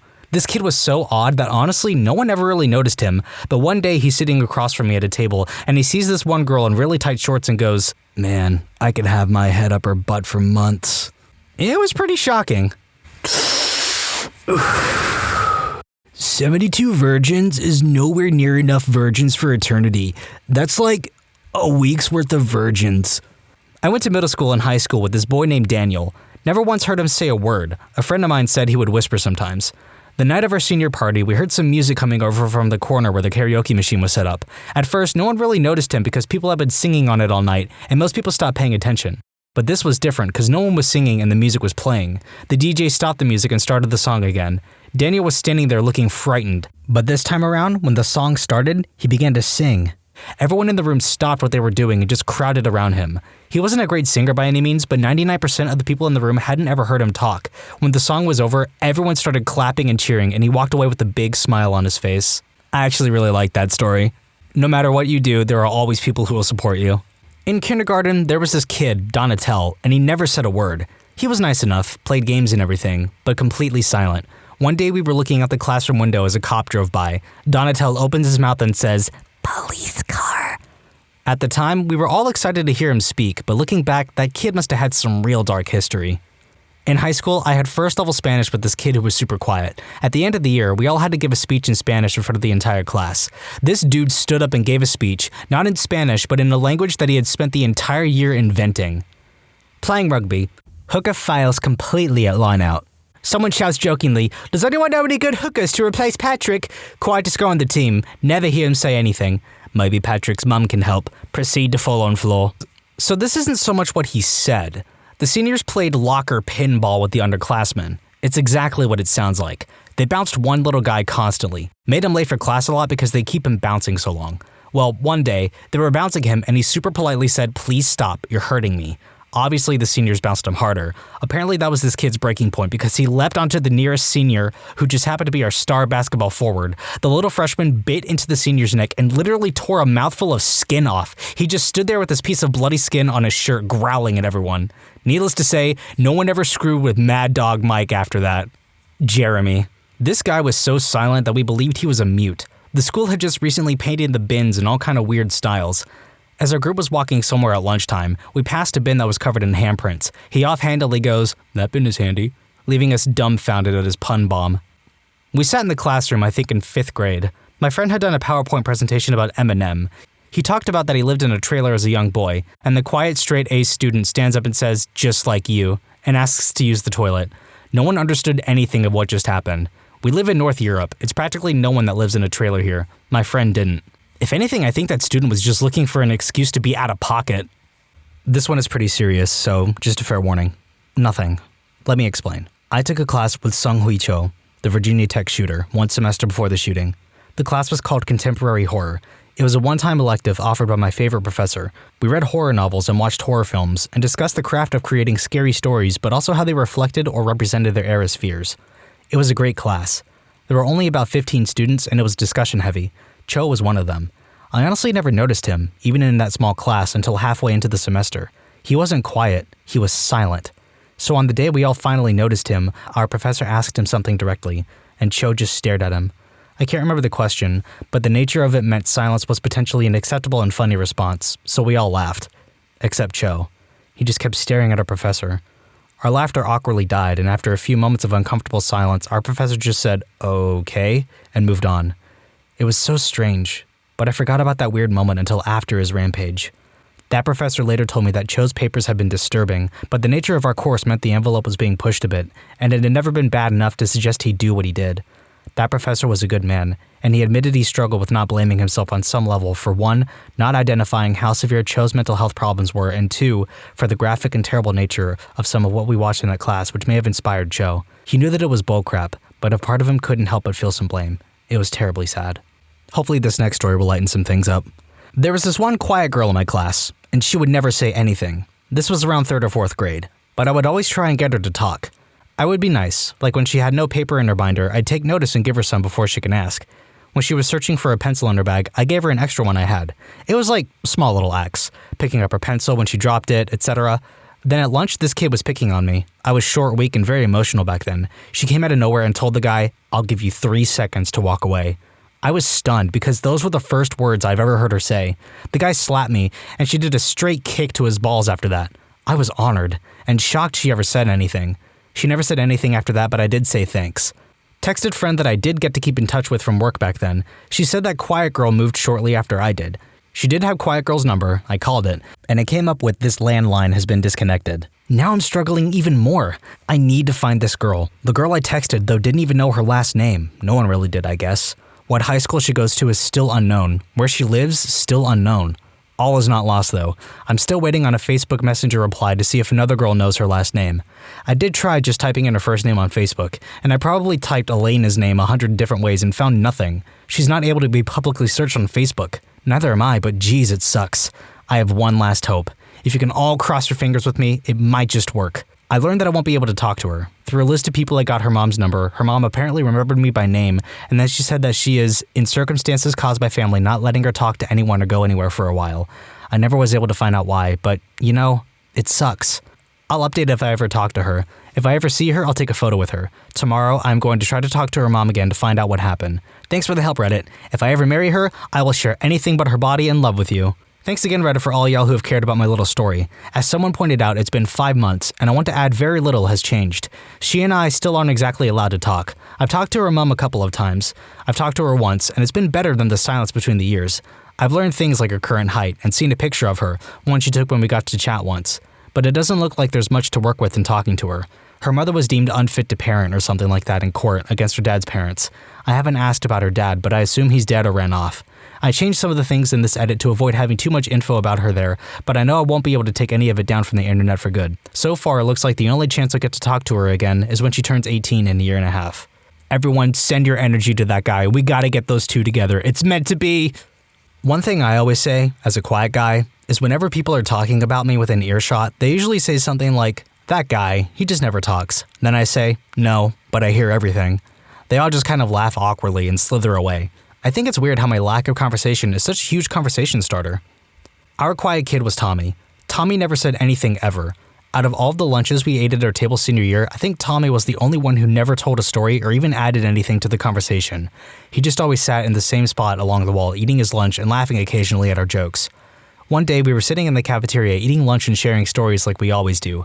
My friend Raymond had spent the previous night with a girl named Haley. She was 2 years younger, but already had a reputation of hooking up with a lot of different guys. So he was telling us everything that went down, kind of bragging, even though nobody was really impressed as we were aware of Haley's reputation. Anyways, Raymond gets done telling his story, then proceeds to pull out a sandwich. I think it was some sort of fish.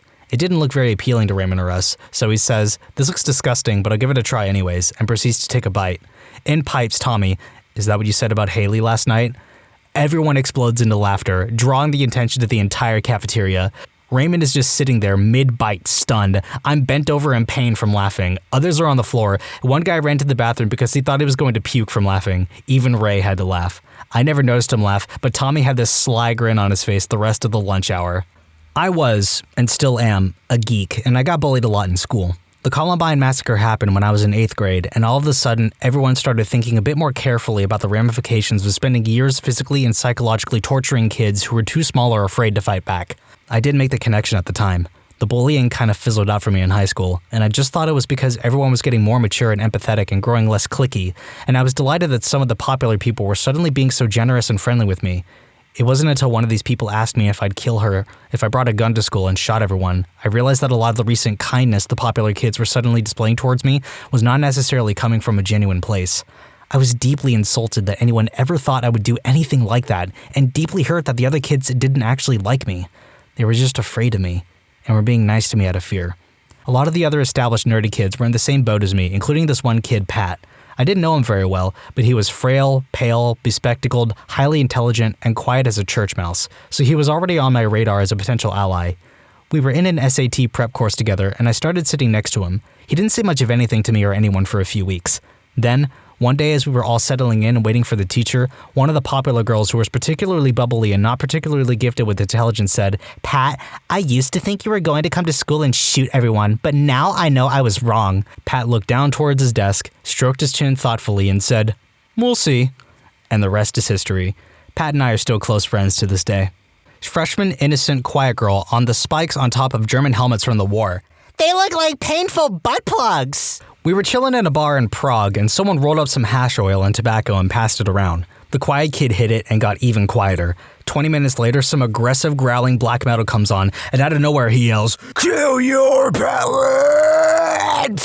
We absolutely lost it. He was pretty happy with himself. I'm the quiet kid.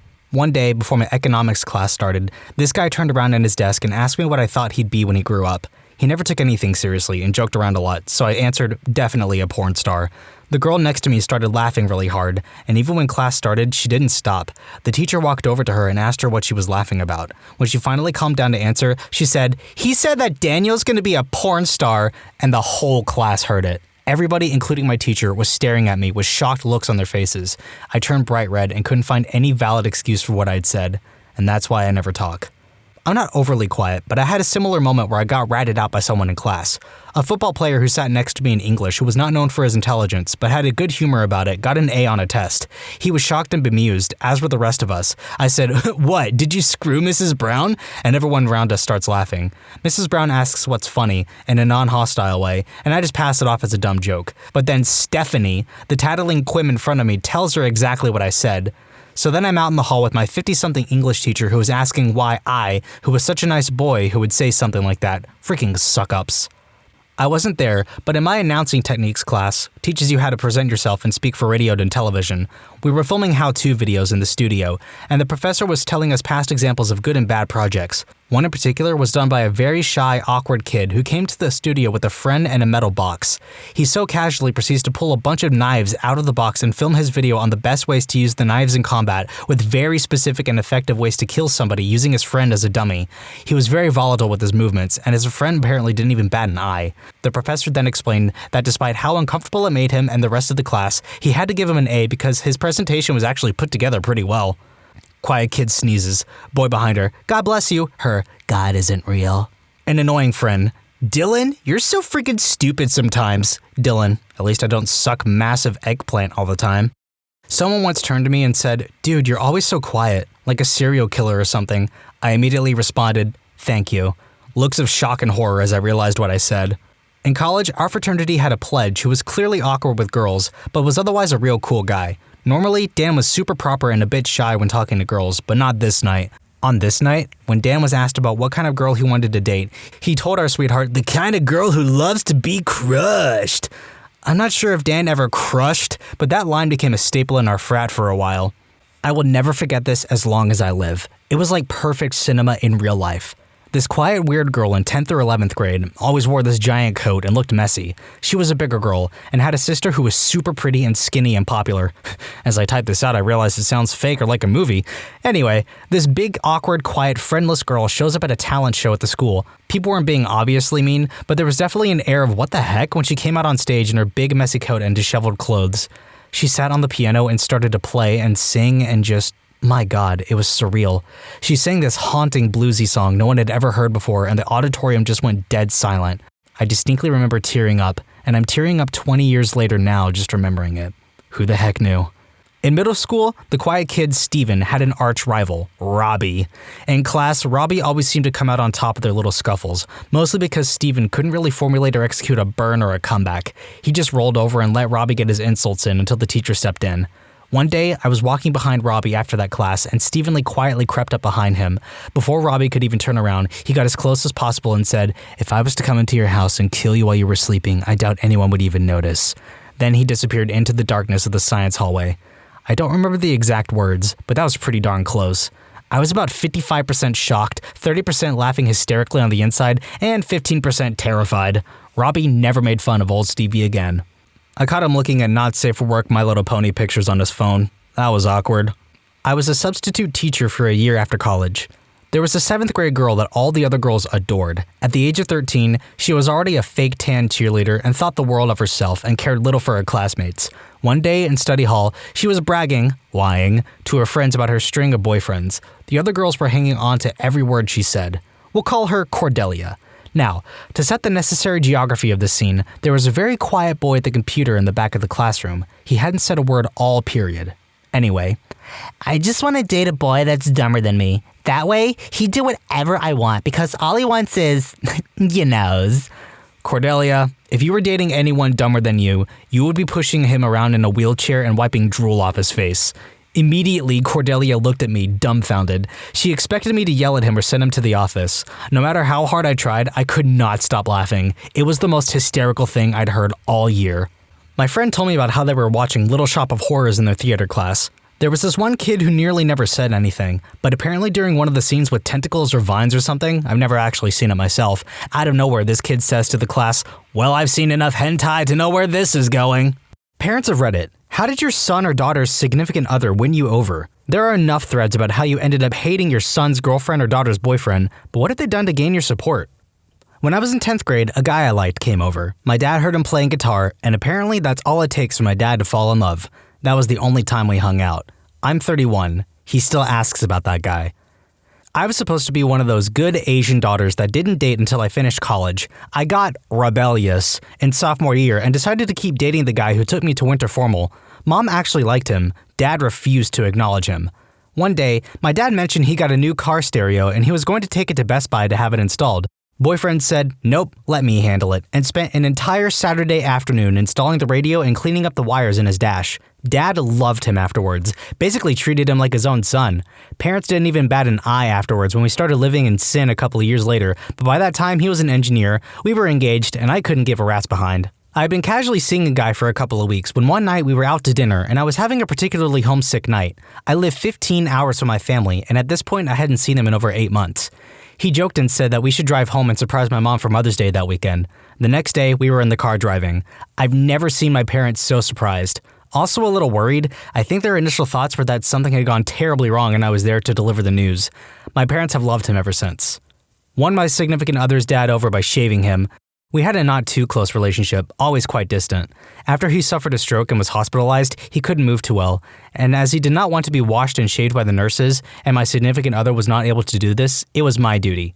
Even though we couldn't really talk, I knew I got his approval. He said, "Take good care of her," and he died a few days later. On the bright side, this person has posted an update and says, "Yes, I'm still together with the girl, real family with 2 kids now."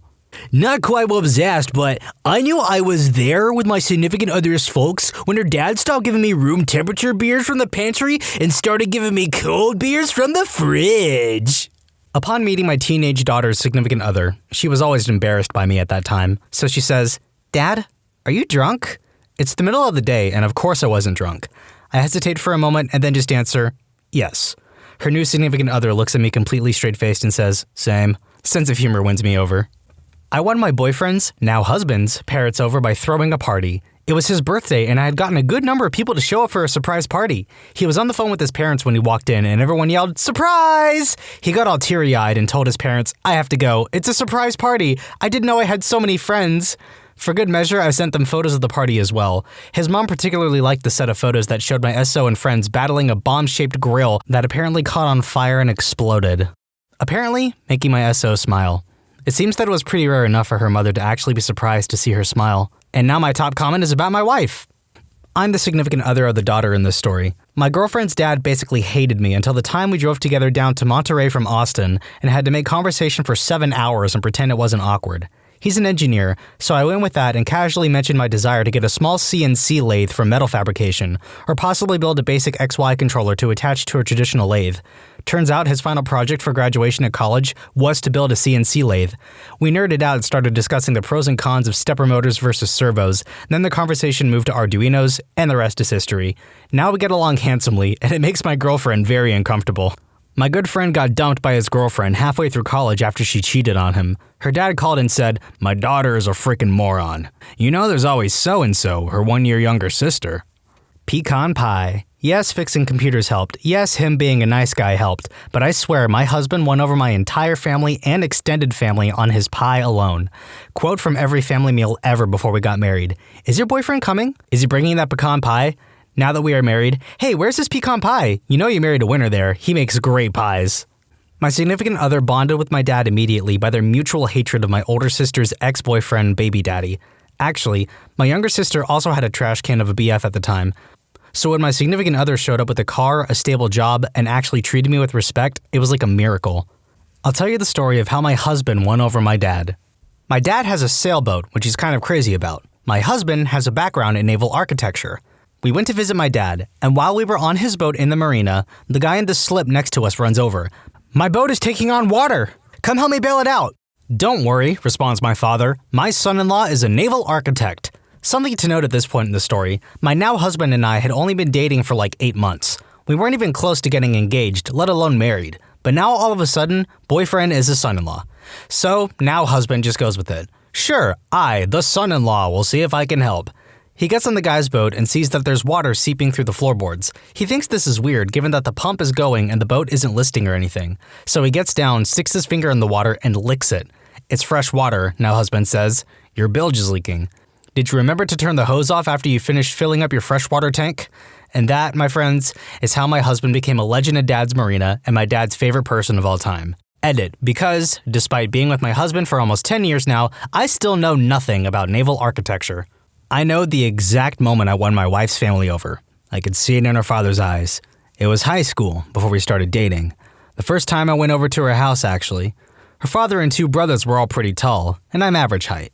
It's a very alpha male household, and they have this thing they like to do to potential boyfriends. So when my wife left the room to go to the bathroom or whatever, all 3 of them stood, lined up shoulder to shoulder, and loomed over me, blank-faced, glaring down, no words, no motion, just staring and looming.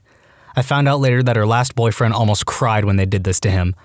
I've always been really socially awkward, but an odd part of that awkwardness is that I'm never intimidated by people. I don't know why, but they just don't frighten me. I slowly stood up, looking them all in the eye, and then poked her dad right in the tummy. I said, "Boop!" He stared for a second, and then a giant grin split his face. It turns out that he's a massive goofball. From that moment on, I was a member of the family. The whole dating and marriage thing was just a formality to them.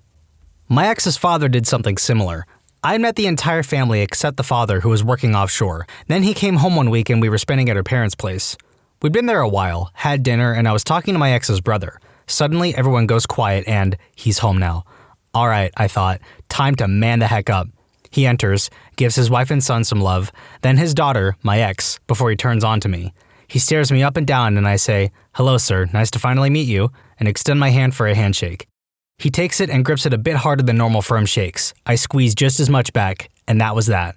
Afterwards, my ex and her mother tells me how they've seen him do that to other guys my ex had brought home, and how they saw him deflate while looking me up and down. Mostly up, I'm 6'7", and that the handshake sealed the deal. I wasn't completely convinced, but later that year at Christmas, after dinner on Christmas Day, he came with beers and cognac, poured one for everyone and put the bottle on the table, saying something like, "Just pour yourself another when you want." Now, I'm more of a whiskey guy, but cognac is good too, and I was getting a bit of a buzz, so I took him up on it.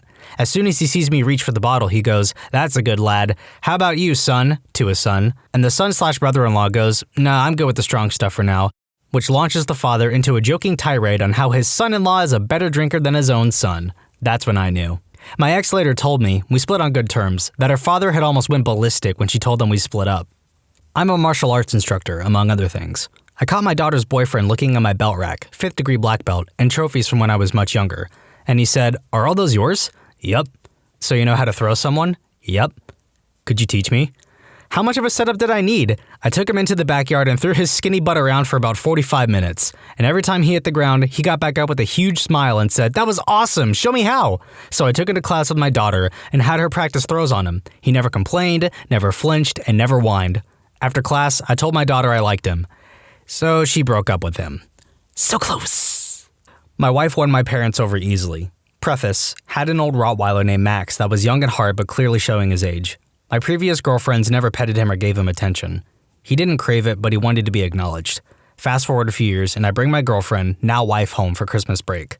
I introduced her to Max, and she immediately sat on the floor and rubbed him, petted him, and just gave him love that no other girlfriend gave him. I hadn't seen his little nub wag so quickly in a long time. He ended up falling asleep with his head in her lap. Max is no longer with us, but at least I got his approval before he passed. I will never forget that day.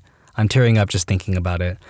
I am so happy to be reading this story because I love dogs. I love the thought of just petting on dogs and being their friend, and just having a dog's approval in the family is one of the most heartwarming experiences of all time. I have a huge smile on my face right now just reading that story. It was my parents, actually. When my mom first met my dad, he was working in an auto body repair shop, actually really good at what he does. Well, to surprise my mom's dad, he borrowed my grandfather's 1968 SS Camaro, which had been nearly totaled in a car wreck a few years back, and completely repaired it. When they first met, my dad shook my grandfather's hand, said, "Mr. Haynes, my name is Kevin. Why don't you come outside?" His Camaro was sitting outside looking almost brand new. My mom says that was the only time she has ever seen her dad cry. My fiance went over my parents individually, but nothing beats my stepdad. My stepdad loves fun facts, and they're always fairly obscure, and I can never answer them, but that only makes it more fun for him. So the three of us, fiancé, stepdad, and I, are sitting around watching The Simpsons, and my stepdad goes, "Who's that band?" when Spanish Flea comes on. My fiancé immediately answers with, "Herb Alpert and the Tijuana Brass." My stepdad was dumbfounded, and I'm pretty sure that's when our relationship got a seal of approval. My wife's dad told me I'm the only boyfriend he ever liked. He said my strategy of whenever I would call to talk to her and he answered the phone, instead of just saying, "Is my wife there?" or "Can I talk to my wife?" I would always say, "Hi, Mr. her dad, how are you?" and make brief small talk before asking for her. It wasn't a strategy, it's just how I was raised and/or Southern politeness, but it worked. As a Southerner myself, that's common courtesy. I worked in an ice cream shop with my current significant other, and her mom came in one night. Without knowing it was her mom at the time, me being friendly, I struck up a conversation with her while I got her ice cream and food for her. 3 months later, I started dating the girl I worked with, and I immediately recognized her mom when I met her for the quote-unquote first time. The first thing her mom said was, "Well, you already have my approval." I won over my now wife's parents by being able to socialize with them even though we didn't share a common language. We ended up doing some sort of pseudo-charades in order to get things ready for her birthday celebrations. Then I ate some particularly spicy food, which was apparently made just for me. When I ate it and didn't keel over on fire, they thought I was brave enough for their daughter. When I expressed how delicious it was and picked up 3 more, they knew I was part of the family. Apparently fixing all of her family's computer and other technology-related problems doesn't help. In college, I was sleeping with my then-boyfriend in his bed, with his roommate also sleeping in the same room 4 feet away, and I wet the bed for the first time since I was out of diapers. I woke up early, and after realizing what happened, tried to sneak out of bed. He woke up to find me humiliated, shaking, and then bursting into tears. He assured me everything was okay, he knew it was an accident, he was still very attracted to me, and let me shower first. When I told my mom how he handled it, she was sold. Now I have to convince her my current boyfriend is just as great. Not a parent, but I'll talk about how my white as Wonder Bread significant other found some common ground with my Middle Eastern parents. Eating meals together is a really important part of my culture. My current SO was willing to try anything and everything my mom put in front of him. My SO came from a household where his mother only ever cooked meat and potato types of meals, and they never ate out at restaurants, so he had a beginner's palate. Still, he tried everything from picked vegetables to rice with weird stuff in it, and even stews that looked like liquid poop. My mom is a sucker for anyone who will eat her food, so she started to like him a bit more after having him over for dinner. This story is about the little things. My now husband won over my mom forever when, after meeting for the first time at a college cocktail party, my parents were visiting for Parents' Weekend, he put his jacket over my shoulders when we all went outside. It was a brisk fall day and I was in a dress. She has always said she liked him from that moment on. 33 years later, she wasn't wrong. My boyfriend won my dad over by taking me to several different doctor's offices when I was having medical issues about a month after we started dating. He also stayed calm enough to speak with my parents on the phone and tell them what was going on while I was freaking myself out too much to talk. My dad has always said he likes him well enough with previous boyfriends, but has told me several times he likes my current boyfriend a lot and thinks he's a good guy. My grandmother has never liked any of my boyfriends. She has always told me flat out that she didn't really like them, which hurt me immensely but wasn't really out of character. Pretty much nothing I pursued or achieved was good enough for her. I resigned myself to the fact that she would never like anyone I brought home. She never really warmed up to my mother, even though my mom is an amazing human being. No one was good enough for my dad in her mind. Then one day, she surprised me. After meeting my SO for the first time, she told me, "Well, I didn't expect to like him, but I did. He looks at you when you speak, listens to what you say, and responds in a way that shows genuine interest." That was it. That's all a guy had to do in order to impress my grandmother. I'm slightly horrified that she didn't see those qualities in any of the other men I brought home. That happened 6 years ago, and my SO and I are married now, expecting our first child. According to my girlfriend, I won over her mother when I helped her grandfather get up and down after a surgery and offering to stop by and help him out for a few weeks. I just thought I was being polite. As a brother with a sister who has had a pretty awful selection of boyfriends, there has only been one who has impressed me. He didn't make some huge gesture or do me favors or try to win me over. He cared about her and stuck around. It took a while, but that's the only way he was ever going to get any trust or admiration. My now husband, David, and I met online and were in a long-distance relationship while I was in college near Duluth, Minnesota. We had never met in person before, and I invited him to come see me. I told my mom about the meeting, and she was really paranoid. "Call me every day so I know you're alive" type of thing. He came, and we really hit it off, and we were having a lot of fun. After day 2, Mom was convinced that he at least wasn't an axe murderer, and after a couple of more days, I decided that I was into him enough that he should meet my parents. I know, poor guy, but this was a good thing in the long run. So I invited them up on that Saturday. They picked us up and we all went out to lunch and made some polite conversation, and we decided we should take a small trip to Split Rock Lighthouse, a famous lighthouse on Lake Superior about an hour from Duluth. I remember that I left my camera in my dorm, so we swung by so I could pick it up. I left David in the car with my folks, alone for just a few minutes. While I was gone, my dad joked, "Quick, let's drive off," to which David, who has a very sarcastic dry wit, responded, "I knew that one way or another this trip would end with me dead in the woods." There was a shocked pause, and then my parents started cracking up. When I returned, it was clear the ice had broken, and they relayed what had been said to me. My mom was like, "I think he'll fit right in." She often related the story, characterizing it as the moment she decided that David was right for me. Luckily, I agree. I am a white American man married to a Japanese woman. Here's the story of how I won over her dad, then got him to hate me, then won him back. While we were dating, I was living and working in Japan, and I won over her dad because I could tell puns in Japanese, his favorite style of humor, and because we shared common interest in films and music. We also just got along well in general. However, he was very old-fashioned, and so my then-girlfriend opted to not ever tell him that we were officially dating, even though it was obvious. My company ended up transferring me to Canada, so my girlfriend and I decided to get married in a hurry so she could go with me. When we announced this to her dad, his eyes instantly turned red as he realized his daughter was leaving the house and the country. Tearfully, he asked me what my plans were for my career, how I would take care of her, etc. Somehow, none of my answers seemed to please him, and the night ended with me feeling like I had screwed up pretty bad. He didn't speak to me for more than 3 weeks, and I knew he resented me for taking his daughter. Then my parents and 3 of my siblings came to Japan to be there when we signed the legal marriage documents, even though we were planning to have a real wedding 1 year later. Both families got together for a fancy, and my family saved my butt. They brought gifts for my future in-laws, told stories, jokes, and treated them like royalty. My future in-laws loved my family, and by the end of the week, I was newly married and my new wife's father treated me like a son of his own. We have gotten along famously ever since, and I credit that all to my amazing parents, brothers, and sisters. Funny end note, we had a real wedding 1 year later at my home in Chicago. My wife's father's speech ended up being the highlight of the night. It went something like this, paraphrasing. 150 years ago, Admiral Perry of the U.S. Navy came to Japan, pointed his ship's cannons at Tokyo, and demanded that Japan open itself to the West for trade. In much the same way, James came into our lives and pointed his cannons at my family. But just as the US and Japan came to be close allies and friends, so too has James grown to be a close friend and member of our family. Everyone told me it was the best part of the wedding. My parents are pretty traditional and really like the idea of any potential boyfriends asking my dad's permission to date me. However, after 3 years of undergrad, living away from home, and inevitable casual boyfriends, they had kind of come to accept that this was not going to happen. I made this joke after a one-night stand made it clear he wanted to date me. We went on a few dates and things were progressing well. However, I was surprised one day to hear that my father and brother were coming to visit the city for a day. Turns out this guy had contacted my brother on Facebook and was taking him and my father out to lunch to ask permission to date me. This one-night stand is now my husband. My son's girlfriend won us over by helping us bring him back to dressing like a human being. Despite being an olive-skinned, thanks to my distant Italian relatives and my wife being Hispanic, middle-class boy from the suburbs, he dressed like a hardcore rapper. He looked ridiculous, as besides everything else, he was almost 6 feet tall, so sagging pants and shorts would have to be elephant-sized to work. I'm not sure why he went through that phase, as even during it he was fairly well-mannered.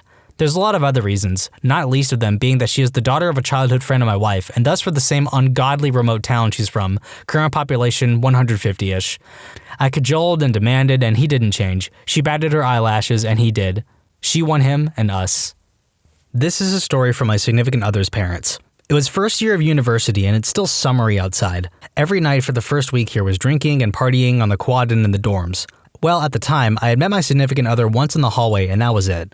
Well, one night, she goes out and gets blasted because her previous boyfriend was always partying despite her protests. Well, she nearly died of alcohol poisoning that night. She was rushed off to the hospital for detox and such. I had no idea this happened. I only saw the ambulance pull up to my dorm building. The next morning around 5 a.m., she was knocking on my door still inebriated from the night before. I didn't understand anything she was saying because she just kept saying she woke up in a room, locked to a bed with needles in her arm. In a thick Slovakian accent, too. She failed to mention that she was at the hospital. So I let her in my dorm, sat her on my bed, made her a cup of Earl Grey, and put Tarzan on my telly and had her watch it. Then I slowly tracked down her phone, wallet, and keys she had lost all over campus the night before. Then I bought her a giant 2-liter bottle of water and food. I brought her to her room and gave her the food and then some Advil. She told her parents all this, and they were very happy someone had helped her. Later that week, she started inviting me everywhere, and we eventually became best friends, and then even more than that. Well, Christmas break rolls around, and she left before me to go skiing with her family. I was texting her asking where she and her family were skiing. They were at a mountain not far away. I asked her how happy she would be if I came the next day. She was thrilled but thought I was blowing hot air. To her surprise, I was at her lodge the next day after a 12-hour bus ride. She couldn't believe it, and her parents were impressed that I went through all that trouble. I spent the next 3 days skiing and going to hot springs, and then I bussed back to the university to finish my last final. 3 years later, I am still with her, and her parents still highly approve of me for all the things I do for her. Not a parent, but how I won my in-laws over was pretty harrowing but funny. My wife and I knew each other for years, but having done the long-distance thing, I didn't meet her family until we eloped. I met the in-laws the day before the wedding. Due to the madness, though, I didn't get to know them until a short while later. Visiting them for the weekend, my wife's mom said that I could help myself to anything in the fridge.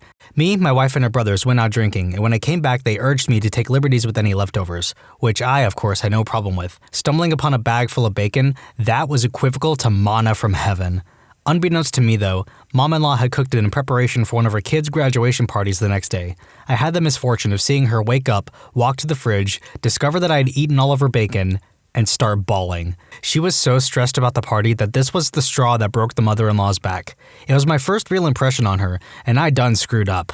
The rest of the fam was really cool about it and assured me she would get over it. I felt terrible about it, though. The next time I visited them, I didn't say anything about it. Still too fresh. But I wore a shirt I made that had big bold letters saying, "Sorry I ate your bacon." We've bonded over the trauma ever since. This story is an example of what good communication can do for a relationship. I don't know about when it happened for sure, but the moment I honestly felt accepted by my significant other's family was when we had just gotten back from our very first road trip together. We drove to Miami from Houston and stayed at SeaWorld Hotel next to Universal Studios. Anyways, I was having a beer and shooting pool with her dad and grandpa, when suddenly her dad looks at me and says, "You know, you're the first boyfriend to make it through a vacation with my daughter and still be in love with her when you get back." I wasn't surprised after the trip I just had, but he was right. I still loved her and that had only grown through the past vacation. He asked what the worst part was, and I told him it was when my girlfriend, his daughter, had wanted to do something and I told her no, because it wasn't a good idea. The look of utter shock on his face was unexpected, and then her grandpa chimed in, same look of shock. "You told her no?" Then her dad goes, "And lived?" Then they started laughing, and instead of asking me to get the beer, her dad handed me one. I felt respected a bit, and at the least accepted as a man within her family. Clarification on girlfriend's behavior. The reason for shock was that she had never had a boyfriend that stood up to her. They were glad I wasn't a pushover. That's all. Her mother also commented to her, she told me about it after the fact, that I had the patience of a saint. Her actions on the trip. First off, let me explain a bit. My significant other is a very high-strung individual who has had traumatic events take place in her past. No, I won't go into any more detail. She has a script now for high anxiety, legitimately attained after blood work and has regular meetings with her physician. So, imagine being with a still relatively new boyfriend. We'd only known each other for about 6 months, away from home, and on a very busy freeway that passes through small towns in backwoods Alabama and Florida. Very stressful for anyone. But throw in the fact that she wasn't yet on medication for her imbalance, she was having a rough time of things. Metaphorical example of the problems we fought about until we both broke down and had a heart-to-heart at the end of the week, which is where we calmly sat and discussed what was really bothering us. We are standing in a field of yellow daisies. Sunny out. Good mild weather. When she would decide the daisies should have been tulips, and that it's my fault we didn't find the right field. Again, metaphor showing how pointless the fight was, and I did not help the situation at all.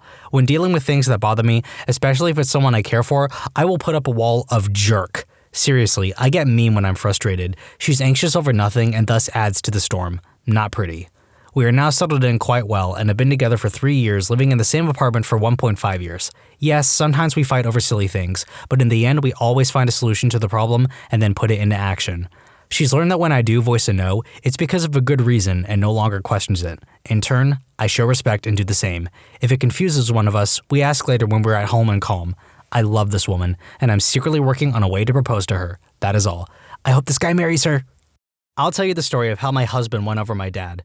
My dad was I was about to say, my dad was a sailboat. Doctors and nurses of Reddit. Have you ever witnessed a couple have a child that was obviously not the father's? If so, what happened? I worked labor and delivery, had a very young mother come in, accompanied by her parents. She was just 12 to 13, and parents looked stuffy and kept telling her she should have had an abortion, she was too young, etc. Her mother was silent the whole time, but leaked tears for her constantly. While she labored, I received a call from a very young boy who said he was her boyfriend. His trembly voice explained that her father wouldn't come to the hospital. I explained that I couldn't give out information, but he could talk to her afterward. I went in, told her he had called, and she showed me a picture of him. He was white, straight red hair, pimply and tiny, the runt of the litter. About an hour later, her physical ed teacher stopped by to check on her, which I thought was odd. We didn't get many teachers checking in on students. He was as opposite of the boyfriend as he could get. Tall, very muscular, beautiful smile, and rich chocolate brown skin. The girl's father accompanied her to the delivery room. Odd, but okay. The more she pushed, the louder she cried. In between, she kept saying, "Sorry, Daddy." Finally, out slid a very beautiful chocolate brown baby boy. I thought her father was going to pass the heck out on my delivery room floor. I did my usual, "It's a boy," and said nothing else. I handed him off to a nursery nurse and got Dad a chair. The new mom said, "I'm sorry, Daddy," over and over again. Her mom, now frowned up, came to see the baby, took one look, started asking God for forgiveness, and left. I sent her dad home a short bit later, admonishing him to react at home, not here. I set up a time for a counselor to meet with him before I left.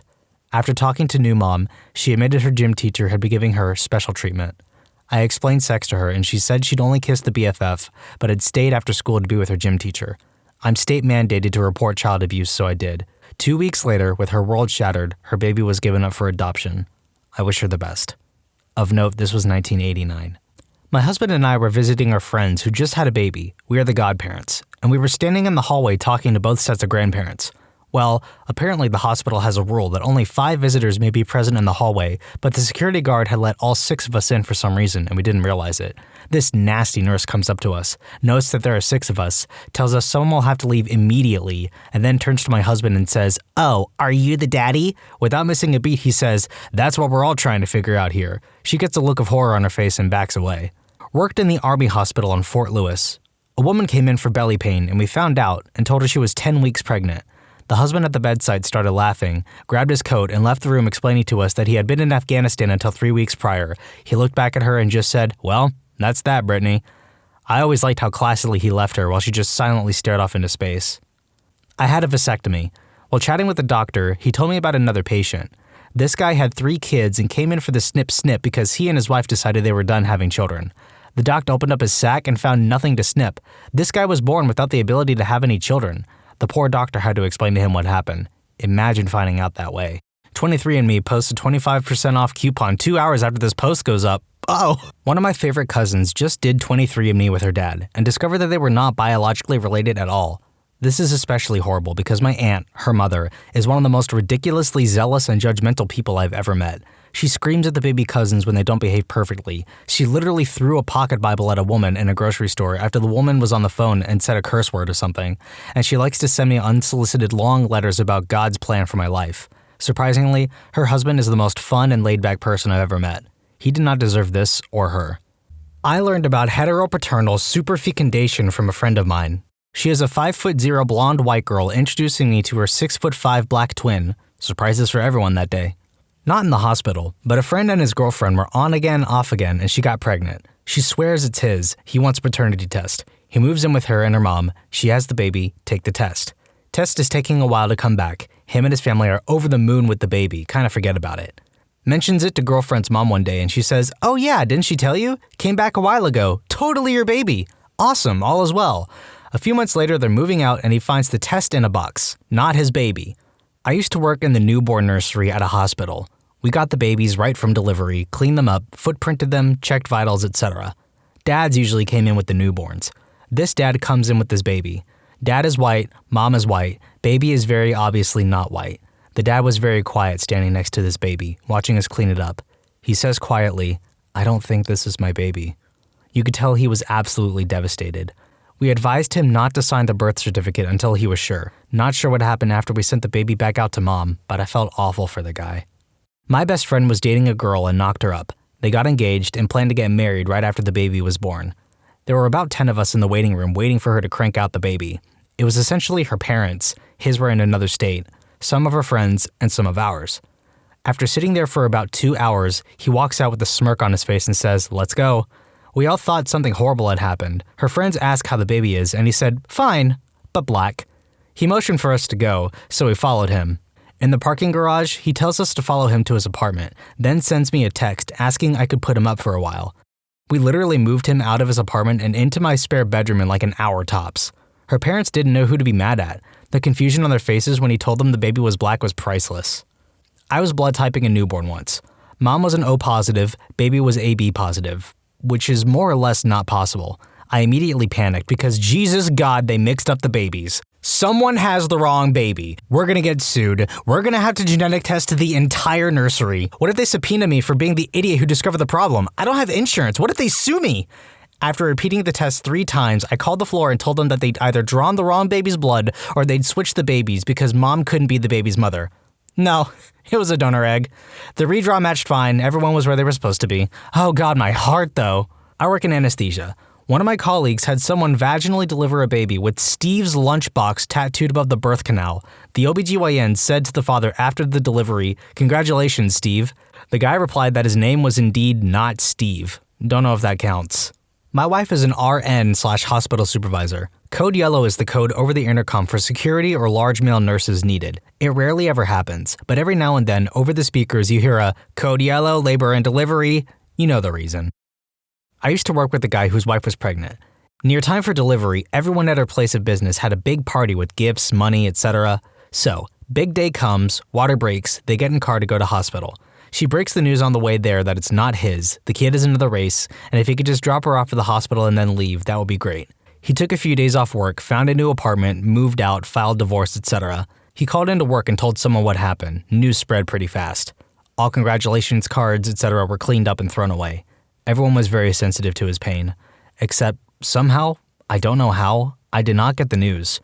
So on his first day back, I walked into the office he shared with 6 other guys and said, Hey, Daddy-O, how's fatherhood so far? Getting any sleep? Got some pictures? Let's see the little tyke." He slowly lifted his head to look at me with a painful look. The room was dead silent. One of his workmates stood up, grabbed my arm, and walked me out of the room, shushing me. "What happened?" I asked. "Did it die? What's the problem?" When he told me, I about died myself. I still feel bad for the dude, and it's been 30 years. "Sorry, can we just talk about the fact that she said, by the way, this kid is not yours, and if you could just drop me off at the hospital and then leave, that'd be great. Like, you can't just drop that on someone like that." I worked with this guy a few years back. Him and his wife were pregnant. They were super excited and shared the news with everyone and put stuff all over social media. So fast forward a few months, and the kid is unfortunately stillborn. They had a professional photographer come to the hospital and they did a series of photos, holding the baby, dressing it up, kissing it on the head, usual newborn photos. The bizarre thing is they put them all on Facebook. I found it kind of morbid, but whatever. I've never lost a kid, so that's cool. One day at work, a guy from a different branch comes into the store and congratulates my coworker, slaps him on the back and says all this stereotypical new dad small talk BS. My coworker informs him the baby was born dead. The other guy refuses to believe it and keeps saying, "F you, man, quit messing with me. I saw the pictures on Facebook." They go back and forth and the guy finally realizes he's not being messed with. This was the most uncomfortable exchange I've ever seen between two humans. I'm not a nurse. My professor was a labor and delivery nurse, and she once saw a man running between 2 delivery rooms. Both women he had impregnated went into labor and gave birth the same day. Supposedly, the one he was married to was angry because the woman he cheated with was impregnated after the wife, but had her kid 10 minutes before the wife. Labor and delivery is apparently the most drama-filled section of hospitals.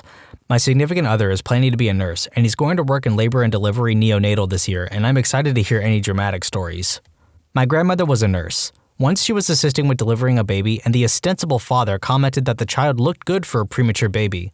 Without thinking, my grandmother told the truth. That baby is not premature. So I guess I know where I get my social obliviousness from. A coworker's aunt just found out her dad wasn't actually her dad. So she was really big into genealogy and had mapped out her family tree as far as she could go. She took one of those ancestry DNA tests about 2 months ago, and her father's side didn't line up with what she was expecting. In fact, she didn't recognize a single name that she was matched with paternally. She casually asked her dad if he knew any of the names, and he recognized the surname of the maintenance man at the apartment complex where he and his wife, Aunt's mom, lived shortly after they had gotten married, claimed he was a lousy repairman who always flirted with his wife, etc. Aunt's mom had passed away a few years ago, so she decided to not tell her dad the news. Had a lesbian couple come in. One of them was pregnant, neither knew. Judging from all the screaming, this information was poorly received. My brother was doing his OBGYN rotation. His story is that in the first birth he assisted, the woman had her husband leave the room. Seems odd these days, but he had the husband step out for the comfort of the patient. The baby is delivered and the color was not even close. Lily white parents and very black baby. She wants him to stay to talk to her husband who is about to come back and he bails on the whole situation. She was playing the odds all the way to the end. Had a college buddy whose fiancée was pregnant. They were the perfect couple. Both had just over a year with great careers starting out. Everything was butterflies and rainbows. Fast forward to the delivery room. They're in there and out comes a very black baby. He's quite the pale redhead, and she's a blonde, blue-eyed Texas girl. He made sure everyone was okay, waited for her parents to arrive, and left without saying a word. He moved all of his stuff out of the house while she was in the hospital and cut off all communications with her, just walked out of their lives in the most stone-cold act I'd ever seen. They were together for 9 years, and he just left cold turkey. She tried to contact him at his job a few times, but he quickly moved up the ladder and eventually got a job in another city. He told me once that he took solace in the fact that her family had already dropped about $10,000 in a wedding that never happened. My son came out and looked really tan. My ex-girlfriend and I are pretty white. I thought for a second she cheated on me. We are now separated for different reasons unrelated to our child, and he is pasty white as hell. Got one heck of a suntan in the uterus, though. Not a doctor, but a distant cousin of mine definitely has children that don't belong to the father. My cousin was adopted as an infant and was essentially a crack baby. She struggled with some developmental issues and has a low IQ compared to most, but she can still live on her own with little to no issues. She, a white woman, married a Latino guy, really dark brown skin, several years ago, and they had a son together who has dark hair, dark skin, and dark eyes. He is easily identified as their son. The real trouble happens years later. Her husband, who we'll call Javier, has some IQ issues of his own, just a little slow when it comes to tasks and reasoning. Anyway, Javier is in the military and gets deployed internationally for about 6 months. When he comes home, his wife is 4 months pregnant. You do the math. He still believes the baby is his own, even after it's born with pale skin and blonde hair and blue eyes. If that wasn't bad enough, it happens again 2 years later with another baby, same blonde hair and blue eyes. Everyone knows she slept with a different man. It was actually her high school boyfriend, but Javier still thinks the children are his. It's kind of sad, but at this point, there's not much you can do. He has raised the kids as his own. I'm a nurse, but this didn't happen to me. A friend of mine got pregnant in high school. She claimed it was our local doctor's son's kid, so he agreed to deliver his grandchild for free. Child delivered, and it was obviously half African American. Doctor's son and girl were both white. I think he still delivered it for free as he was relieved his 14-year-old son wasn't a dad. I'm too young to have witnessed it, but back in the late 50s or 1960, my uncle had an affair with a woman who later divorced her husband and became his wife. She had 2 children with her first husband, or at least that was the official story that everyone maintained. However, it was extremely obvious, based on appearance, that the second of my aunt's 2 children while married to her first husband was my uncle's biological child. She looked nothing like my aunt's first husband or her older half-brother, and exactly like my uncle. As the years went by, the pretense was dropped and was never mentioned again. Both my sons came out with barrel chests, red hair, and huge hands and feet, so they look exactly like me. My wife looks at them all loopy on drugs and says, "That's not my kid!" The whole room went silent for a minute and then we bust out laughing. My wife has a wicked sense of humor. My sister got pregnant in high school and later met her now husband when she was 5 months pregnant. She is white and boyfriend is black. The baby daddy was white and not present. I was with our entire family, including my now brother-in-law, visiting the baby. My sister was still in recovery from her C-section. Brother-in-law picks up my niece. The nurse looks at him and says, she should darken up in a few days. We all had a laugh. We knew he wasn't the father, but she didn't. I always wondered if she felt bad or assumed adultery. They have 2 more girls together and he was able to adopt 3 years later. Kinda happened to my mom. My biological father is Greek with very pale skin and my mom is a white Western European mutt. When I was born, I had very dark skin and a head full of thick black hair. He didn't seem concerned, but his mother freaked out, called my mother and grandmother not so nice names and left. My father ended up splitting on us when I was about 3 weeks old with no explanation. A couple months later, my skin lightened, all of my black hair fell. Turns out he was the father. We've never tried to reach back out to his family because in that first year of my life, they went through a lot of drama including arrests, rehab stays, drive-by shootings, an affair followed by a divorce, another baby mama my mother didn't know about, the list goes on. My father and I tried to form a relationship when I was in high school. It went okay at first and then it got weird very quickly. He insisted I called him dad, insisted on regular visitation, routinely showed up at my friends' and boyfriends' houses causing a scene, insisted I get family pictures with his new lady and his 5 other kids. None of us had the same mother, and this is not including the baby he had and ditched before we got together with my mom. I regret ever trying at all. He and his family were and still are trashy hot messes, and I'm glad my family decided to keep me away from them. Cherry on top, he was working for my now husband's parents when my husband and I first met.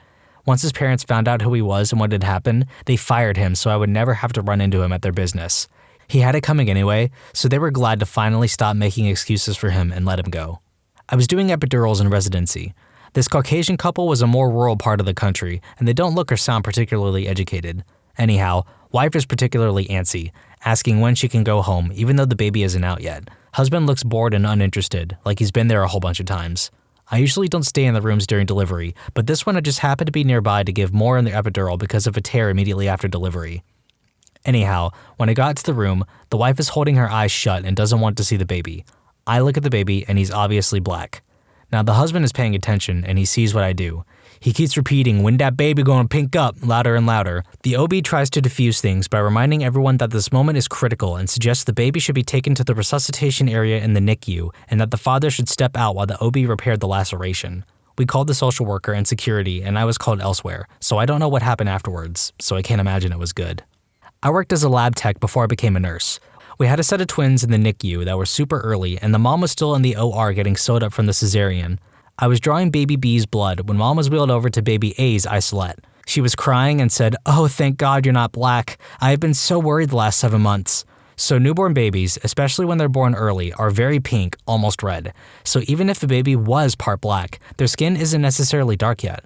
But looking at these babies, it was obvious they were going to be black. The shape of the face, the texture of the hair, and baby B that I was working on had an intense Mongolian spot. A few weeks later, my NICU nurse friend told me that the babies were now on a no info status, meaning security alert, can't give anyone information about them, can't refer them by name, etc. She said there was a huge fight because the mom's husband, white guy, obviously noticed that the babies were half black and that the mom cheated on him and got pregnant. The real dad, black guy, came in and didn't realize the mom was even married. These poor babies. I had a test done on my son when he was about 7 months old. Baby mama constantly told me he wasn't mine, but then came after me for child support. Got the test done and he was mine. So I hired a lawyer and we sat and chilled. 4 months later, she's arrested on charges of distribution of meth where my son lived, and he's been with me for the last 8 years. Now she pays me child support. Edit. I was remembering events wrong here. I got my kid when he was 11 months old after the Department of Homeland Security did a random stop drug test on her and she failed for meth. I then started a 2-year battle in juvenile court to not allow the state to reunify with the mother. I finally got juvenile court to release my case to district court, where we fought for actual custody. During our district court battle, she took my son for a visit, and I got a call from the cops in a city an hour away that she had been arrested on a domestic with her boyfriend at a hotel, and they searched her and found needles and meth paraphernalia. That was the last time she had him unsupervised. We went about 2 years of her barely calling, seeing him once a month for 10 to 20 minutes, until she finally got arrested on attempt to distribute meth charges. She got out on bail and was arrested for it again 3 weeks later. She spent 3 years in state prison and has been out about 8 months now. She appears to be clean and just gave me $100 for extra child support yesterday. She's only court appointed to pay $52 a month. So we're giving her a shot, but she is still and will remain on supervised visits for a long time. The whole fiasco has been such a blur, it's hard to remember exactly when, what, where happened, especially after 4 to 5 years of really not having to deal with her. At the time, it was utter crap though. She punched me a couple times, lied under oath, sent me threats, inappropriate photos of her with other men, the list goes on and on. I've really tried to put a lot of it behind me and forget about as much of it as I can to try and help me forgive her so she can at least be somewhat a part of my kid's life, because that's what he wants. I just watch her like a hawk now. I had the opposite happen, sort of. My wife and I are both brown-skinned, dark-haired, half Mexicans, and our moms are both 100% white blondes with blue and green eyes. So we sort of knew it was a crapshoot with our baby, but the nurse who was assisting with delivery had no idea. At one point, she gets sort of nervous and calls for help, and another, I guess, more senior nurse came in and nodded and came over to talk to me. I thought there was something wrong with the baby as she comes over and stumbles through some questions. So I was father and no one else was coming, etc. Then finally, she awkwardly asks if either of us happened to be blonde growing up. I said, yeah, I was, and both the baby's grandparents are blonde as they come, and this wave of relief went over her as she brought me over to see this blonde as heck crowning baby head. It's funny because he looks just like me if you applied a gringo Instagram filter. We often get awkward questions about his heritage, and my wife always hits them with, yeah, we're not sure if he's mine. It's always funny to see people nod for a moment and then go, wait, what? Not a medical professional, but I know of a related court case that made it to the state's highest court. Black guy and white woman are married. She is a former prostitute, and at some point they separate. He moves out of state, she moves out of state, and she goes back to prostituting. Guy gets a phone call around 9 months later from a friend or relative of his ex, saying that his ex is pregnant and ready to give birth any day now. Guy drives across the country so he could be there for the delivery. Baby comes out and is white, has blue eyes, and red hair. Mom says it must be a Trix baby. Seeing as the guy is black, he understandably pieces out. Later on, the mom's parental rights are terminated. As you can imagine from the prostituting, she was not a fit mother, and the state went about trying to find the dad to be notified before the kid could be adopted. Since the dude was still her husband at the time the child was born, legally he was the presumptive father. The state does genetic testing, and twist, turns out he is the father. For an extra kick in the pants, the state ends up terminating his parental rights for abandonment. Not a happy ending. Teachers of Reddit, have you ever had a crush on a student? And if so, how did you feel about yourself? I used to teach entry-level programming at an art school to undergrads, and later at the graduate level. It happened all the freaking time, but I never felt bad about it, because they were adults and I was the same age. Obviously, I couldn't act on anything as a matter of policy, and I certainly didn't let it affect my grading, but god dang it was difficult, especially with the 2 instances where I could tell it was mutual. Or maybe it wasn't and they just wanted better grades, I don't know. They both got C's regardless. Edit. I get it. D jokes. My dad was my mom's professor in university. They got married. The marriage didn't go well. I am the result of what happens when people try to save a relationship by having a baby. College professor here. I get a lot of gorgeous students, but the attraction usually lasts as long as it takes them to open their mouths. What can I say? When you're in your 30s, 18 to 22-year-olds suddenly seem very shallow and immature to you. Trust me, you will come to think the same way. But then, I had a student who was not only stunningly beautiful, but also very mature beyond her years, and she had a lot of similar interests to me. And what's better, because she was new to America from England, she was also a bit lost and confused, and I told her she could come to me whenever she wanted if she needed advice and guidance. She did for a while, but I never did anything but just talk with her. As attracted as I was to her, trying to make a move would have been a very tricky thing because student-teacher relationships are very taboo. The thing is, though, as she adjusted to America, she started coming by less often because she didn't really need our talks anymore. After the class was over, I hardly ever ran into her anymore, so the opportunity just never presented itself. I look back on it now as a for the best thing.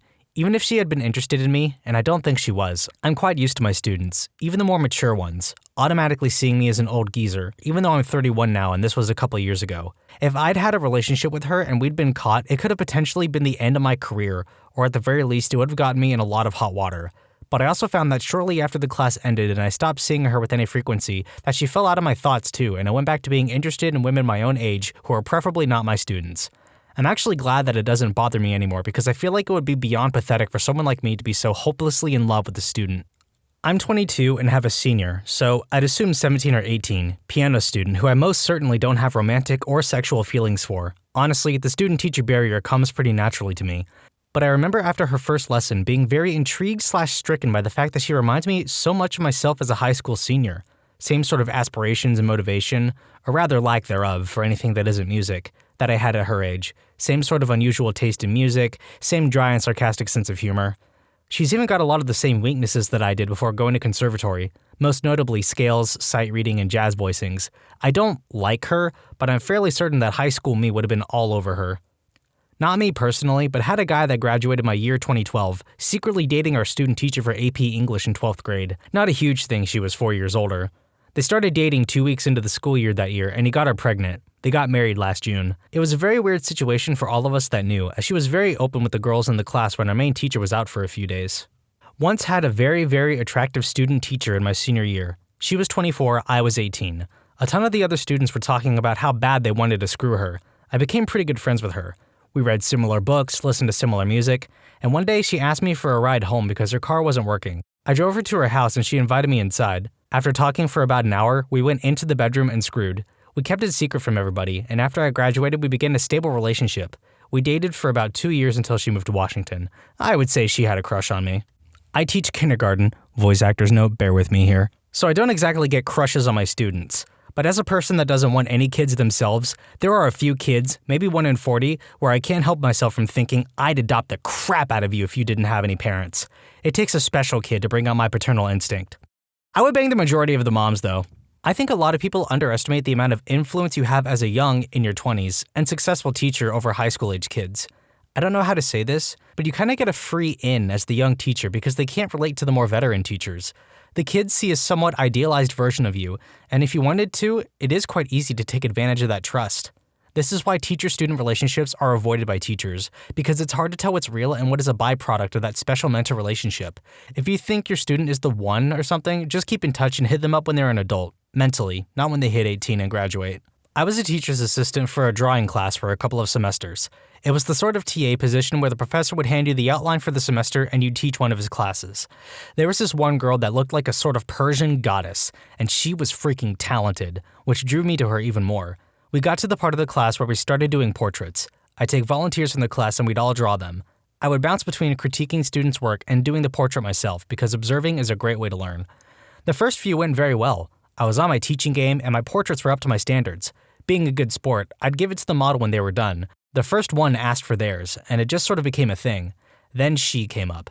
The thing about drawing is you have to be able to ignore your brain's preconceived ideas of what you're looking at and dissect the visual information analytically. I found her so beautiful for the first time in my life, I could not do this. I drew, I erased, I drew, I erased. I wasn't bouncing around as much as I had been because I was so frustrated that I could not draw the one person in the class I wanted to draw. We finished, and it turned out okay. Not great, just okay. I still gave it to her, but I was honestly ashamed of it. At the end of the last portrait class, one of the models asked how they'd done. This led to a discussion on how they'd all done. Persian Goddess asked me the inevitable question. I told her she was difficult to draw. She asked why. I immediately regretted my initial response. I think I said something about her features being unusual or something cringeworthy. I wanted to tell her she was too beautiful, but I couldn't. If you're reading this, Persian Goddess, I'm sorry. I should have told you that you were gorgeous. This may not exactly count, but some years ago, I taught English in Japan. I'm a woman, and I taught an older female student at our house. Sorry, Reddit, no going where you think. She was quite nice, and one day she asked me to teach a lesson for her son, who was in high school. I agreed. I just came at the usual time and did the lesson with him instead of her. Well, he was a senior in high school. I was in my late 20s, and I thought he was adorable. I don't really feel guilty. My thoughts didn't even begin to approach the sexual side of a crush. I just thought he was cute and sweet. But he definitely had a bit of a crush on me, and our mutual appreciation was probably noticed by the mom. So here is where it gets hilarious. Next week, I come to teach the mom again, and we do the usual introductory conversation at the beginning of the lesson. It was during the rainy season, so I said to her that I missed the sun. She looked very confused for a minute, so I pointed up towards the sky to try and mime what I was talking about. We were in the first floor of her house, and I'm pretty sure I was pointing upstairs to her son's room, so she continued to misinterpret my English. It took me a minute to realize why she had this upset look on her face, and I don't think I was able to save her from her thoughts. After that day, she canceled the class, and I never saw either of them again. As this is not a throwaway, let me restate that I never crossed any lines with their son, even in the privacy of my mind, so I don't really feel bad about the whole thing, but I thought my story might amuse Reddit. Imagine having your relationship be over the intricacies of the English language. And I can only feel bad for the older female student because she couldn't exactly ask her if she meant the giant flaming ball in the sky or her progeny just chilling on the floor right above them. I taught a large lecture class at university level for a number of years. My department head clearly stated that hanky-panky with students was a fireable offense. There were opportunities, but I did not pursue. One situation, though not directly pertinent, stands out. When lecturing, I paid close attention to student reactions. In larger classes, I tended to settle on certain students for my repeated sampling. If they seemed to understand what I was talking about, things were okay. During one lecture on some fairly complex ideas, I had included, among other students, one beautiful co-ed. Until that day, I knew she was beautiful and appreciated her for that, but nothing more. Each time I spot checked, she was paying rapt attention, eyes wide, full of excitement at the knowledge I was dispensing. I was falling in love during my lecture. Such beauty, and she was enthralled with the topic that I totally loved. I required students to do a journal at the end of each class. She obviously had no clue as to what I was talking about. I was deeply puzzled. She had been right there at every point. Later in the semester, I went to a men's basketball game. She was a cheerleader, and one of the prime ones at that. Even while our team was being embarrassed by the visitors, the cheerleaders kept doing their job as if the fans' excitement would make a difference in this lost cause. And she was one of their leaders, eyes wide, showing the same excitement and verve that I had interpreted as her interest in my lecture. I learned a life lesson that day. As someone who has trouble understanding social cues and facial expressions sometimes, I can definitely relate to this. It's hard to know if somebody's face is just being naturally expressive or if they're showing a genuine interest in you. Back in 8th grade, I had this young, super attractive teacher for history. Don't know how old she was, but she had only been teaching for 1 year and was recently married, so my guess was 23 to 24. Anyway, one day I go to her desk to ask her something, and she was standing and leans forward to show me in the book what I need to read/look at. Well, I missed everything she was saying because holy heck, I could see right down her shirt and those knockers had 8th grade me captured. I was totally zoned out just looking and looking. At some point, she stopped talking and noticed what I was doing and just smiled and was looking at me, never stood up or covered up. Our eyes met and she just smiled, winked, and then sent me on my way. The rest of the year was kind of flirty, but she never tried anything. Fast forward 12 to 13 years, and one day randomly on Facebook, I get a friend request from her. Haven't spoke to her since I left the 8th grade. No idea why she added me. Thought, well, maybe she adds all the kids she taught. Well, despite my graduating class having over 1,000 kids, we had no mutual friends. So I waited a while to accept it and then eventually did. Still no friends that were in my grade. Finally, I got creeped out and deleted her. Still have no idea why she did that. Makes me wonder if there was something more behind that. I'm gonna be honest, that dude dodged a bullet. If your teacher's trying to start something with you in 8th grade, that's a red flag right there. I'm surprised nobody got called.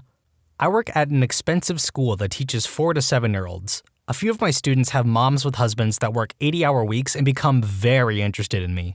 One in particular sent her daughter to school with skincare products. Cool? Chocolates, and wine on different occasions. She kept trying to hang out with me outside of school and wanting pictures of me and her daughter together. When she finally got the message that it wasn't happening, she pulled her daughter out of my class and had her quit the school. It was weird. When I was teaching high school level students, it was the reverse. A student had a crush on me. It made things awkward because a few others sensed it. Thankfully, by being consistent and not returning any signs of interest over time, it eventually cooled down and resolved. What's interesting, though, is that most think it's always the teacher having feelings for a student, when sometimes it's the opposite, and it places the teacher in a very uncomfortable, difficult position. If you ask me, it comes down to being professional. You're here to teach, not screw around with other kids. And if you're more focused on your students in that way rather than teaching them for the benefit of their health and the developing mind, then it's not going to help anyone in the long run. It even has the chance to irreparably damage your career. Basically, don't screw kids, it's that simple. Kind of reversed, but when I was in high school, I had a Spanish class that I was very advanced in, given the material. The teacher would often tutor me directly, and things seemingly got a bit flirty sometimes. We ended up actually hooking up one day after class. Homeschool was weird. Not a teacher, but when I was 22, I was the receptionist at a film school, university level, and had quite a flirty relationship with a few of the students, very male-oriented subject, and quite a few attractive ones. I ended up secretly going out with one of the students for 18 months. I would have lost my job if that had gotten out. I teach tutorials at university as a final year grad student. A student, who yes, I did find attractive, hit on me after our last tutorial, asking me out for coffee. I, with some reluctance because he was cute, for context, I am also a guy, politely told him I'd be very busy the rest of the term, but he was welcome to email me next year to keep in touch if he wished. That'll be fine. He got the hint. No cute first year is worth throwing away the potential of an academic career. Also, our TA handbook has no rules for this sort of thing, and it really should. Never! The very thought makes me want to shower. Students are children, even the high schoolers. Yeah, I gave that one a funny voice, but seriously, don't screw kids. It's bad. Okay, thanks. Boring answer. I can safely say that I have taught some very attractive young women, but I've never been sexually interested. I mean, they are teenagers. What are they bringing to the party? Enthusiasm? I mean, they are like puppies. Cute, lots of energy, and no training. Sorry, I stopped shopping on the girls' floor immediately after I figured out where the women's department was. That's about the best way I could ever have heard someone put it. Not a teacher, but I have a story that's really odd.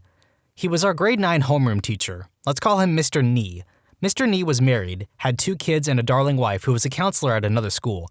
A lot of people liked him, but he was known to choose favorites and non-favorites. I was a definite non-favorite, so I don't really have any kind words to say about him, but I digress. There was this one guy in our class, let's call him Ev. Ev was a typical wannabe gangster kid, from the saggy jeans to the DC lid. He was actually a really nice guy, but had an attitude at the same time. Me and him have talked once in a while since finishing high school, and he seems to be doing well with his new girlfriend and job. But again, I digress. Remember how I said Mr. Nee had favorites? Well, let's just say the way he treated his favorites looked like crap compared to how well he treated Ev. Ev practically could do anything in that class while everyone else had limits, even the favorites. Ev could come in late to class, not answer questions, and eat and drink whenever he wanted in class.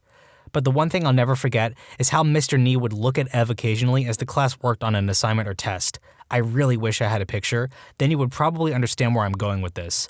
It was pretty obvious to the majority of the class Mr. Nee had a thing for Ev, but as you can probably guess, it never went farther than the awkward glance and smile. Ev was completely oblivious to all of this, as he was just happy to have a free class without worry. Who wouldn't be? Mr. Nee still works at my junior high, and sadly, I do run into him a lot on my walks to and from certain places. I'll never know for a fact what Mr. Nee's fixation on Ev was, and it's probably better I don't know. I would just like to know this was just his way of being very nice to his student and nothing else. I used to teach college, and once in every few classes there'd be a really attractive woman, an adult in her early 20s, but a student. Thing being, after 2 or 3 classes, I'd realize I had no attraction to her at all because she just seemed so immature and naive. I don't mean that to sound mean, but I'm attracted to people who have as much life experience as I do, or more. So, much younger people just entering college might look very attractive, and might indeed even be very intelligent, but their sense of what the world was based on cumulative experience seemed fairly limited. So I basically stopped being more than idly attracted to them, the way you'd be when you passed a pretty woman in your office. There was never any real attraction at all. I'm a student, but I have a story I had with my female teacher. I had a teacher who was very attractive. She was 25 years old, blonde, witty, funny, and was also the volleyball coach. She began to drive me to school because she taught there. We lived in the same neighborhood, and I was also one of her favorite students the year before. Not because of great grades or anything. Actually, the opposite. Because I always screwed around in the class and made teaching, quote, fun and exciting for her. Her words, by the way. I also babysat her daughter, and her daughter loved me, so I had that going for me as well. Well, every morning before she took me, her husband, who worked as a garbage man, would be out working and her daughter was usually asleep, so we were alone most of the time. One day, as I watched her daughter and waited for her to get ready, she called from her room and told me to heat up the car and put her daughter outside. As I waited in the car for a while, I was getting pretty bored since her daughter was asleep and I went in to see if she needed any help. Well, I walked in and saw her walking from the bathroom to her bedroom completely topless and she locked eyes with me. I jokingly said, "Whoa, praise freaking Jesus," and did the triangle motion prayer thing and pointed towards the sky. She laughed as she walked back into her room. After this moment, she always seemed to be more flirtatious. She would talk closer to my face, held strong eye contact very often, and even started touching my leg. I reciprocated by also being flirty. I eventually switched schools at the end of the year, and we haven't had any contact since. Just recently, I had to get a recommendation letter for my applications, so I thought who better to ask than my favorite teacher, so I went over to her home. Her daughter had grown so much, and I've never seen a child so happy to see me. I sat down beside my teacher in the kitchen, and we talked for a long time, catching up on things. She said stuff like, "You've grown so much, and I missed you," which seemed mutual because I also missed talking to her. As her daughter watched TV, my teacher did the leg-touching thing again as she whispered about how she was a virgin until college, where she met her husband. She also said that her class is so freaking boring since I left, which I didn't think was completely true. I wasn't aware of it at the time, but I was rock hard and she noticed. She said praise Jesus and we both laughed. Then, she grabbed it through my pants. It stopped suddenly when her daughter came up and asked to play with me, so I agreed and I played with her as my teacher wrote the letter of recommendation. After a few hours, I hugged her and her daughter and left the house with an empty feeling. I feel like I could have completed my high school fantasy, but I decided not to that day, mostly because of the fact that she had a husband I respected, and I know I would be really freaking mad if I had a wife who had sex with another person, mostly with a high school student.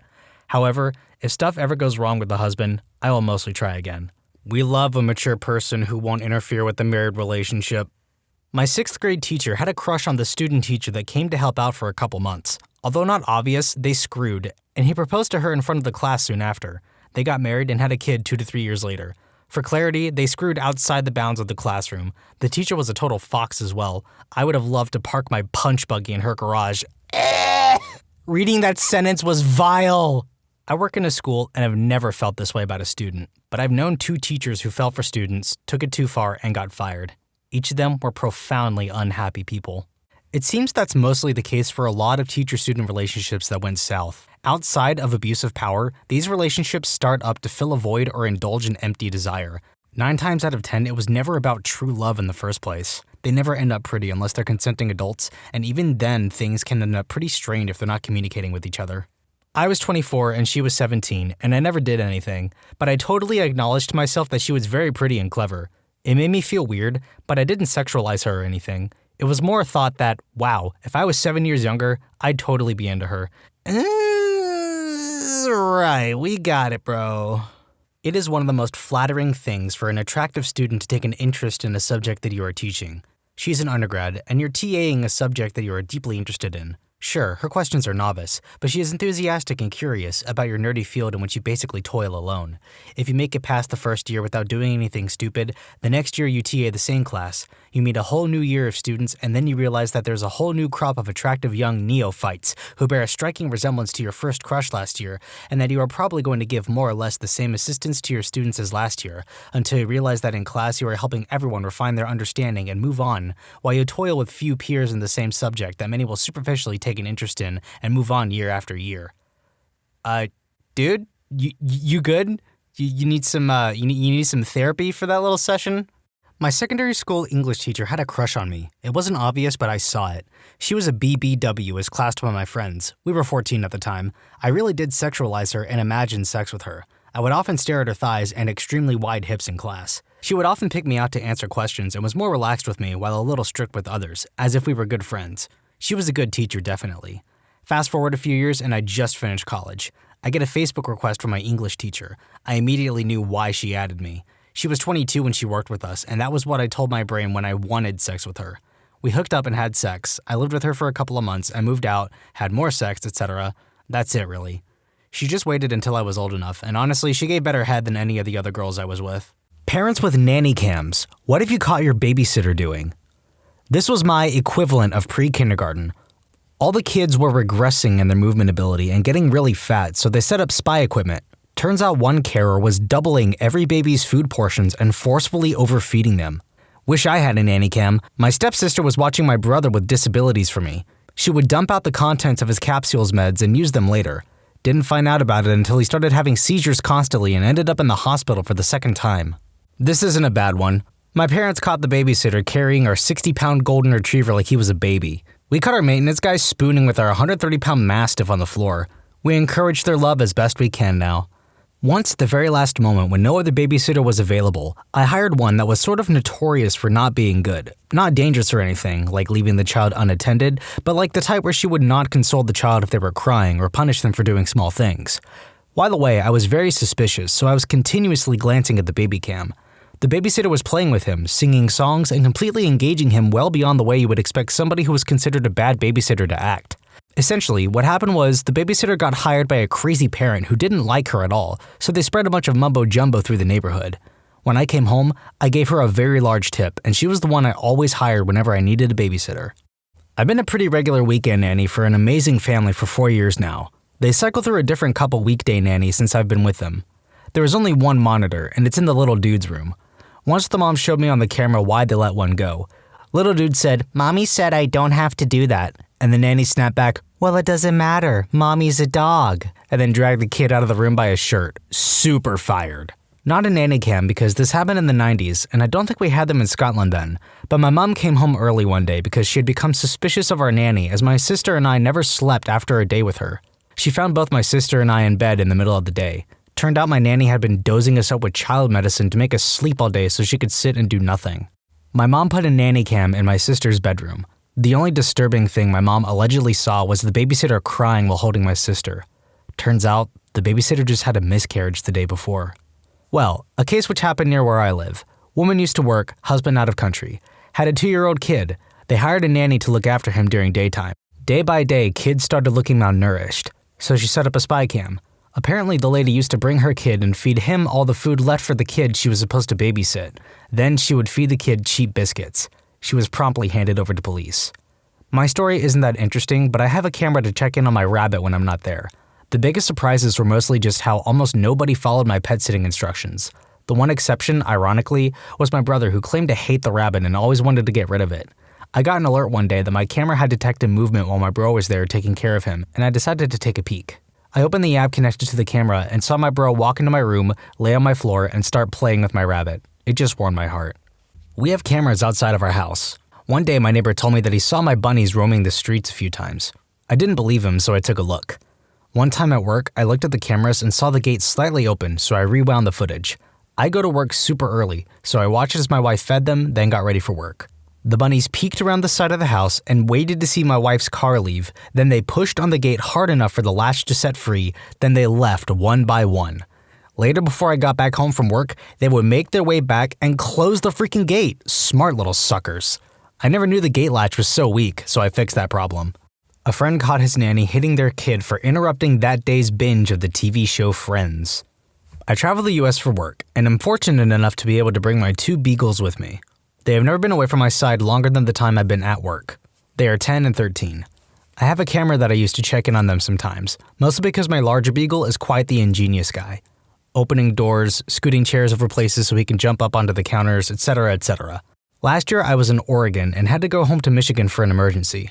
I do not fly with them, I will only drive. So I was in a pickle and reluctantly hired someone off of Rover that was willing to come stay over at my hotel room for 3 days. She was great, kept up on texting me about the dogs, said things like tossing them a ball right now, so I would check in via the cam when I thought it was appropriate. This woman was amazing. Not only was she playing with them enough to make them exhausted, she was even teaching them new tricks, making them use their brains to solve puzzles, and even got my 42-pound beagle to get up on her back so she could do push-ups. She was an avid CrossFitter. I was extremely happy. A little late to the party, but here goes. My mom suspected our maid of stealing the silverware, and she's just freaking nosy. Anyway, the maid was indeed stealing the silverware. I think that ended up being overshadowed by my dad screwing her though. Not me, but my aunt's friend set up a nanny cam because she noticed that every time she changed her child's diaper, the child would start crying a lot more than usual.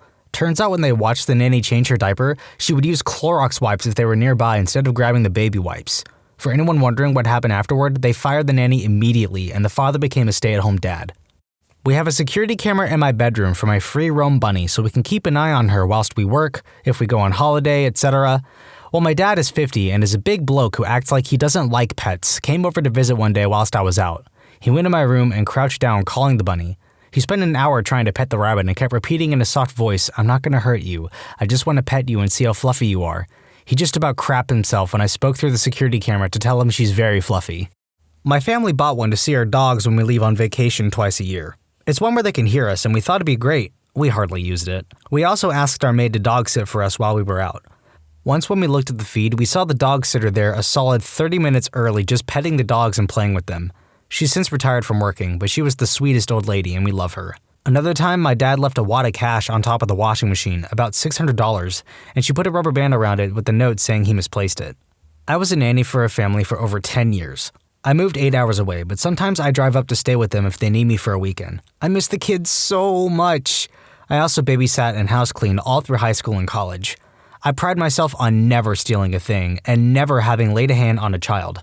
I'd rather maintain a great relationship and have guaranteed client base for years to come instead of a $20 object to pawn. Most they'd see me do on a nanny cam was picking my nose. This is a bit of a tangent, but has anybody ever seen the show Nanny 911? I remember when that show used to come on a few years ago, and it just blew my mind how irresponsible some of these parents were. And that's not even including how crazy the kids would get sometimes. We once caught the nanny putting charcoal to feed them as a snack. This woman claimed that she thought it was a snack. It was in a charcoal box. My brothers were 4. Chasing my cats around with a broom, hitting them. She's since been fired. From a cannon, I hope. My grandpa was staying with my parents, but they figured it best to hire the regular sitter to watch my younger siblings overnight since they didn't think my grandpa was up to the task, and they were attending a wedding a couple hours away and made plans to spend the night in a hotel nearby. They had set up a nanny cam in a couple rooms, my siblings' bedroom, the master bedroom, living room, and kitchen, all motion activated. They normally wouldn't bother looking through the footage if everything seemed fine upon returning home and their master bedroom cam had never been triggered before. When they returned, they noticed that the cam in the master bedroom had been triggered, so they decided to take a look, cut to footage of my grandpa and the sitter both naked, aggressively making out from the entrance of the room, staggering while intertwined towards the bed, and then about 20 minutes of banging on my parents' bed. The sitter was about 20 years old and my grandpa was around 70 at the time. My dad called me immediately after he saw the footage, laughing his butt off, and I could hear my mom crying in the background, completely mortified from what she had just witnessed, and shouting at my dad to throw out the sheets and kick out grandpa. My mom called the sitter to confront her and she just apologized and said there was connection or some crap to that matter. When she asked my grandpa what he was thinking, he just said, "At my age, you must seize every opportunity." I wish there was audio for the build-up. I lay awake at night sometimes, just wondering what kind of game my grandpa was talking to get in that sitter's pants. I was the kiddo. My mom often tells the story of how she watched me give a big ol' hug to my babysitter who just broke down out of nowhere after serving me lunch. Turns out her dad had died a month back and it just wasn't a good day for her. I still remember you, Miss Yancey. I hope you're doing just fine now. The couple I sat for had a nanny cam in their living room, the kind that went in teddy bears. They got me on video giving their 2-year-old the Heimlich after he tried to eat a rock. We have a nanny cam, and we caught our nanny dancing with our baby, making him laugh and giving him kisses. She's the best, and the cameras give us the peace of mind to know she really treats him like her own. I pay my neighbor to feed the stray cats in my garden when I'm away for days at a time, and the camera caught my neighbor trying to come in by pole vaulting one time. He nailed it amazingly. I got a nanny cam to keep an eye out for my elderly grandfather, especially when the home aides were there. My grandfather started asking for lots of cash and couldn't remember what was happening to it. A brooch that my aunt was supposed to get disappeared, and then I heard reports of my grandfather being inappropriate with some of the home health aides. He was busted, squirreling away his medication that he was supposed to be taking in his chair, giving money to an aide, and inappropriately harassing another aide. We didn't have a nanny cam, but my mom set up the camcorder when she suspected her babysitter was stealing, and then caught the babysitter stealing. She returned most of the stuff when my mom threatened to report her to the police. I think she should still have reported her anyway.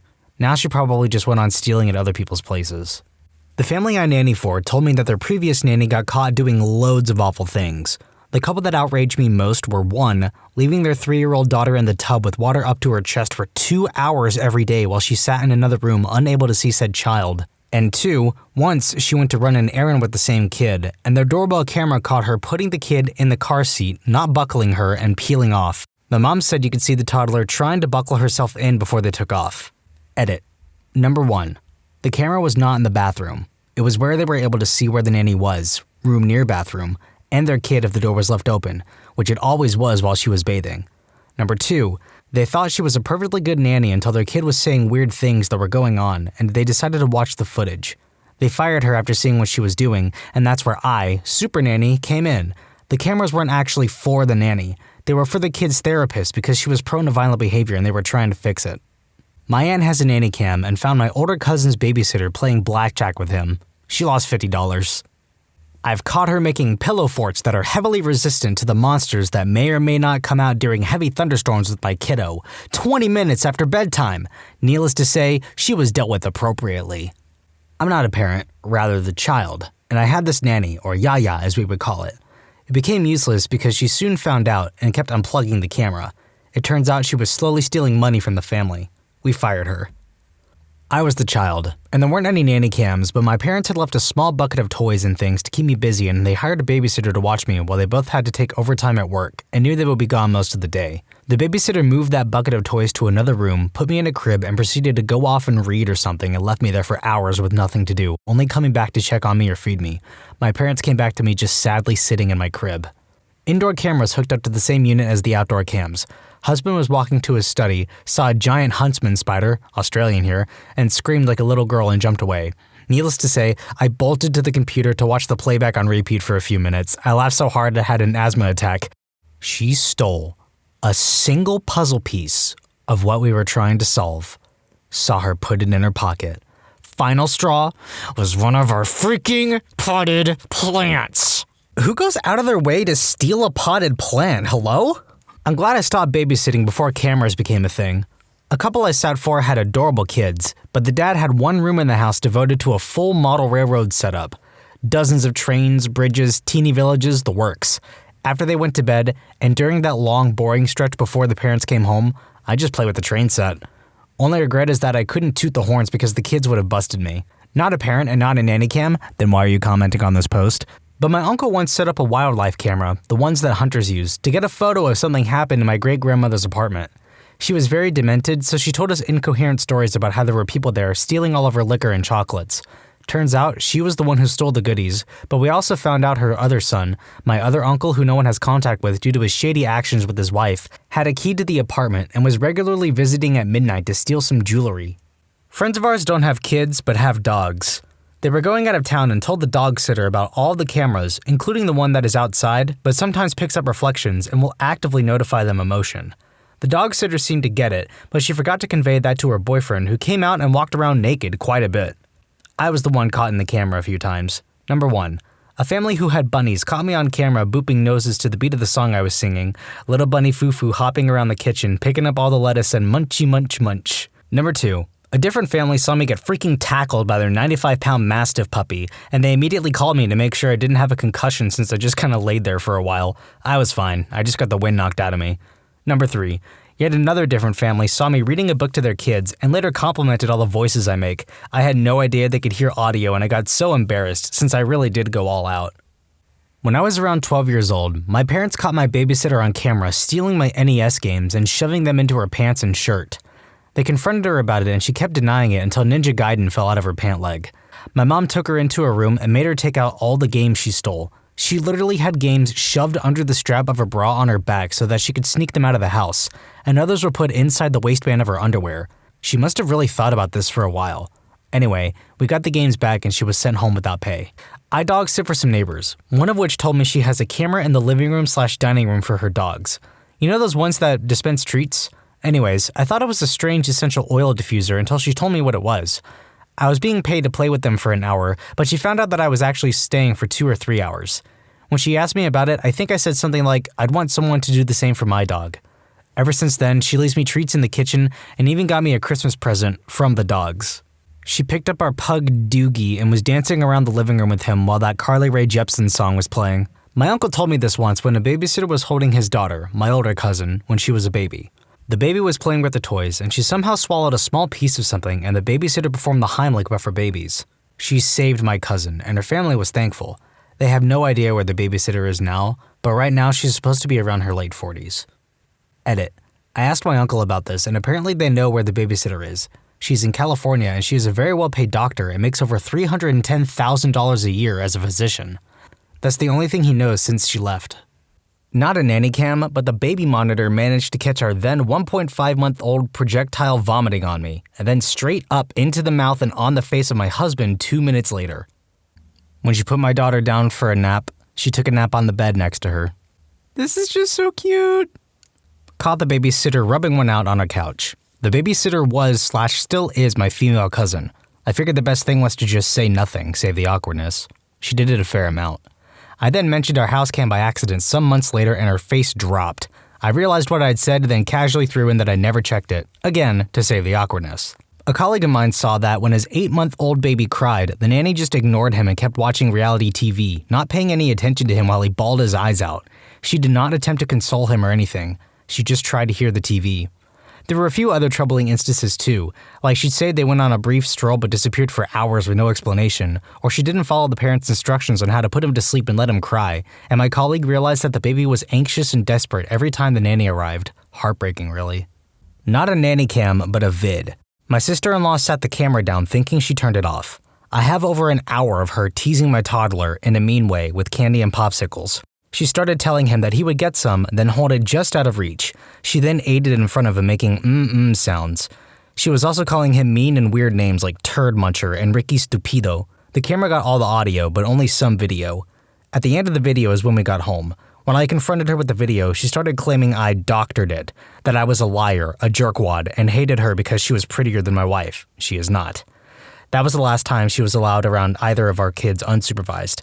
She was the sister-in-law for 10-ish years and is now the crazy Karen ex-sister-in-law. I can't have her presence on social media because she attacks me all the time and says lies. I'm also estranged from my brother because of her. 10 years of her warped his perception of our family. He still thinks some of the whacked-out things she accused our dad, sister, other brother, and various other family members of were true. No reasoning has convinced him of the truth, not even the thought that if video evidence refutes some of the claims, then all can be considered suspect. I may get comments and advice of what I could do, but in the end, you can't fight crazy, and sometimes life is just not fair. The only thing I have done to make things better is ignore her. She eventually just starts attacking someone else, like an annoying yipping dog that just needs to annoy. As for my brother, I hope time will help to fix things. I also think that he might just be more like her than I think. Birds of a feather fly together.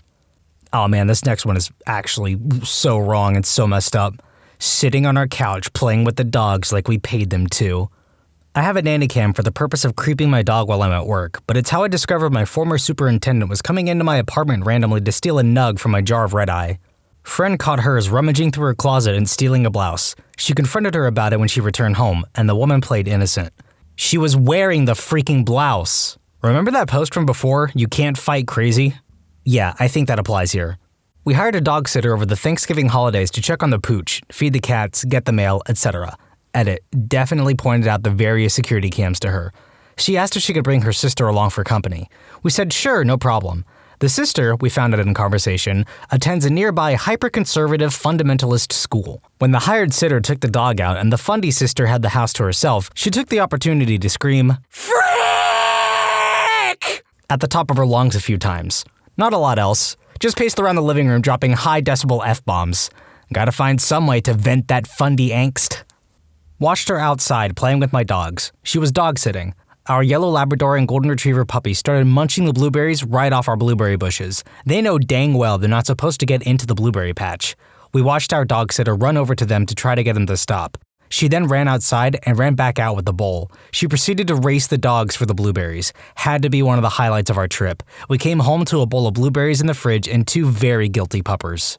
My friend is a nanny, and sometimes she takes the small human she watches and has her dance for the parents randomly in front of the camera or wave since it is a Google Hub and has photos of the parents. Small gifts for the parents to find if they review the video from that day. Not my kids, but my sister's. This was when my nephew was still very young and my sister was still breastfeeding.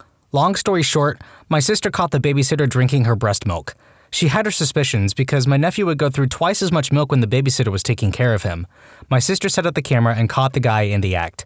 Apparently the guy was some sort of fitness nut and had read that breast milk could be very beneficial. As weird as it sounds, my sister ended up working out a deal with the guy. She got him to drop the price of watching the kid in exchange for a bit of breast milk every now and again. I have cameras all over the inside and outside of my house. It came standard with the Ring doorbell. Next came critter cams I put near my bird feeders, then cameras everywhere. I used them mostly to look for the wild bunnies in my yard and to see the owl leave its roost at night. The indoor cameras are dog cameras. My wife and I use them to view and talk to our dogs while at work. The weirdest thing I've caught my dog doing? I made a batch of jerky, put it in a large Ziploc bag, and placed it in the dining room table in preparation for a camping trip. My 19-pound Shih Tzu, which is large for a Tzu, was caught on video moving a dining room chair, jumping up onto it, then jumping onto the table. He ate the entire bag of jerky, leaving only the bag. He did this in less than 10 minutes. My babysitter took the kids out of the house and claimed she went to the park. Turns out she took them to a friend's house without car seats. I'm a nanny, and it is in my contract that all cameras must be disclosed. Any undisclosed camera I find will immediately void the contract. That being said, if I get thrown up on, pooped on, painted on, food on, whatever on me, I need to know what is a safe area to change so that my bosses don't get a show they aren't paying for. People opposed to this are not people I work for. One of my exes and her mom had to leave town for a week and they had 3 cats. One only had 3 legs because he got hit by a car, poor timid little thing that hid all the time and refused to come out, and a dog that had diabetes. They hired someone just to come over once in the morning and once at night to feed, let the dog out and give the dog his medicine. They had cams, I'm not sure why they put them in place, and found that the guy stayed there all day just playing with the animals and even got the timid cat to come out and cuddle with him. They showed me the videos of him arriving and all of their pets rushing to the door to meet him. I house/dog sit for friends of my parents.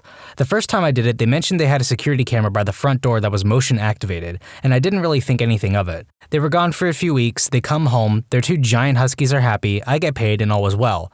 A couple weeks later, my mom calls me laughing and laughing. My parents had dinner with the friends I dog sit for, and they showed a video to my parents from the front door cam.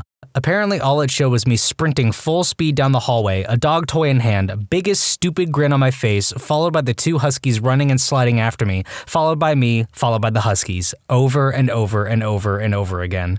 I sit for them as often as I can. Not a nanny cam, but a camera in my sister's room when she was a toddler.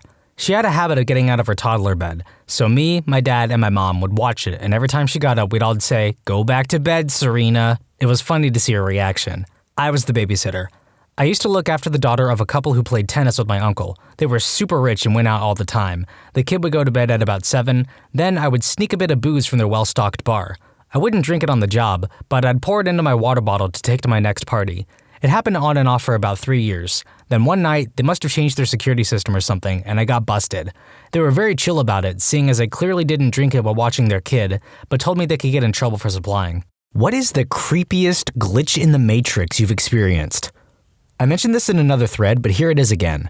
Me and my friend were at a Chinese restaurant, and we ordered a General Tso chicken dinner and shrimp lo mein dish. When we sat down, we took out both boxes and set them on the table about 2 feet apart.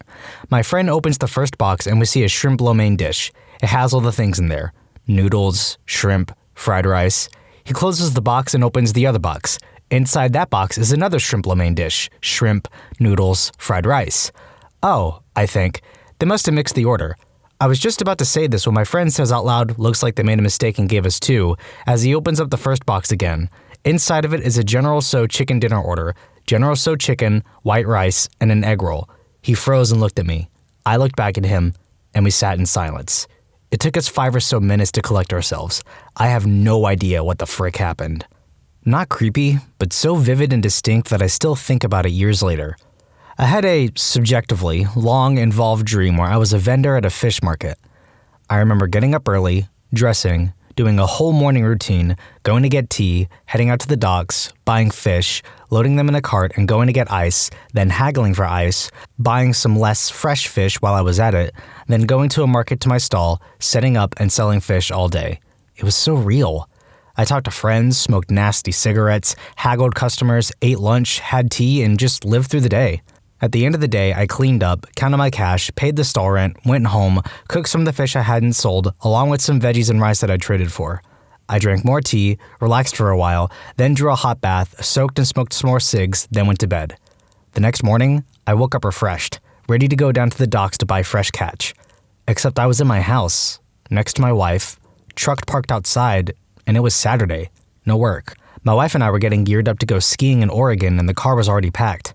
Weird thing was, in the dream, I was single and a smoker. I'm not. And the whole long dream had been in fluent Chinese. The effortless kind of fluency that only comes from a lifetime of speaking it. Oh, and I had been Chinese. I'm a big, hairy white dude, somewhat fluent in Spanish, and I know a little bit of Russian, but it was just weird.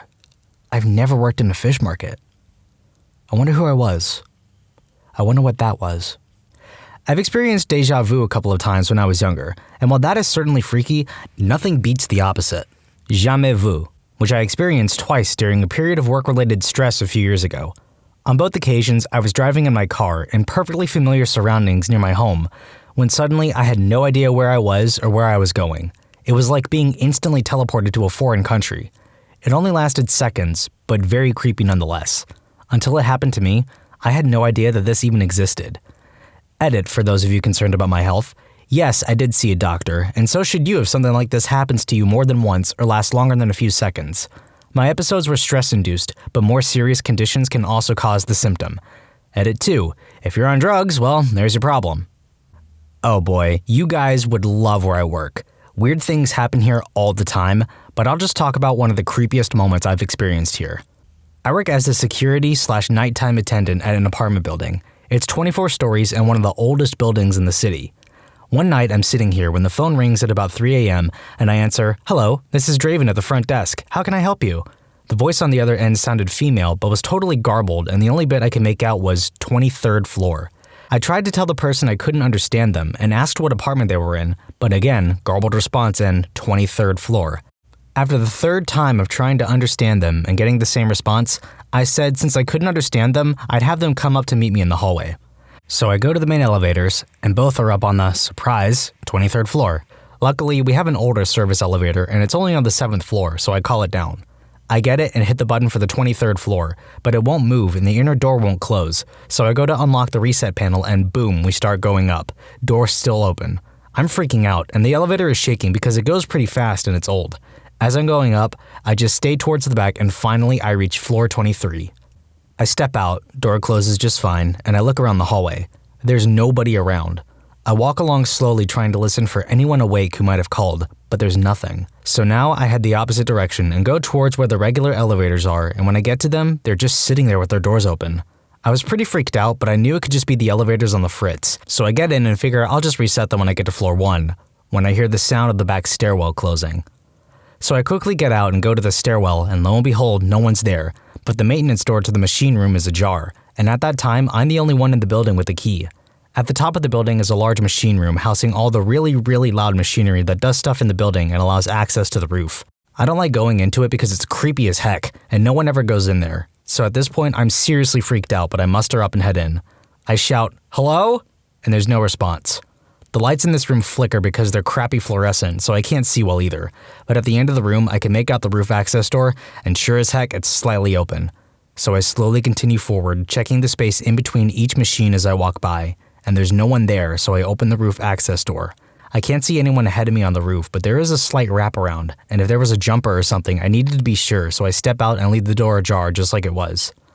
Almost immediately, the door is pulled shut. Now, I might have written it off as wind or something, but this door is hard to shut and hard to open. Really hard. I immediately grab the handle and yank it open, slam it behind me, and run straight for the maintenance door. It automatically locks when it's closed, so I slam it shut too and go back to the 23rd floor hallway, get into an elevator, door still open, and go all the way down to the first floor. I go back to the main lobby, and as soon as I sit down, the phone rings. I pick it up, don't say a word, and sure as heck, garbled voice again, only audibly saying 23rd floor. I hung up the phone, turned the ringer off, and spent the rest of the evening just staring at the parking garage security monitor. There's been a bunch of creepy things happen at this building. It's basically like the Overlook Hotel at night. I walked past a dark room here on the first floor once and swore I saw myself standing inside it. The next night, as I'm inside said room cleaning, the lights flip off and I turn around to see a quick flash of myself walking past. TLDR, creepy ghost or some crap played games with me at work by trying to lure me onto the roof of the building. I knew my uncle had died. My mom had called me and told me the news. It was very sad. She told me in the middle of work and I told one of my coworkers. He expressed his condolences on my loss. A couple weeks later, my sister mentioned my aunt and uncle doing something. I said, but he's dead. And my sister said, no, he wasn't. I called my mom. No, he wasn't dead. To this day, I'm still not sure how much of it my brain imagined and how much of it was real. Did I really talk to my coworker? Was I even on the phone with my mom at all that day? It still freaks me out knowing that my mind could fabricate so complete and real a memory like that. This happened to my dad, so it's not exactly a personal story. Anyway, my dad was driving down a long, lonely highway in Ohio, doing about 90 in a Z28 with a radar detector. Rolling hills and whatnot meant that cops could hide at the bottom before you could see them and slow down. So, all of a sudden, his radar detector starts blaring and he slams on the brakes.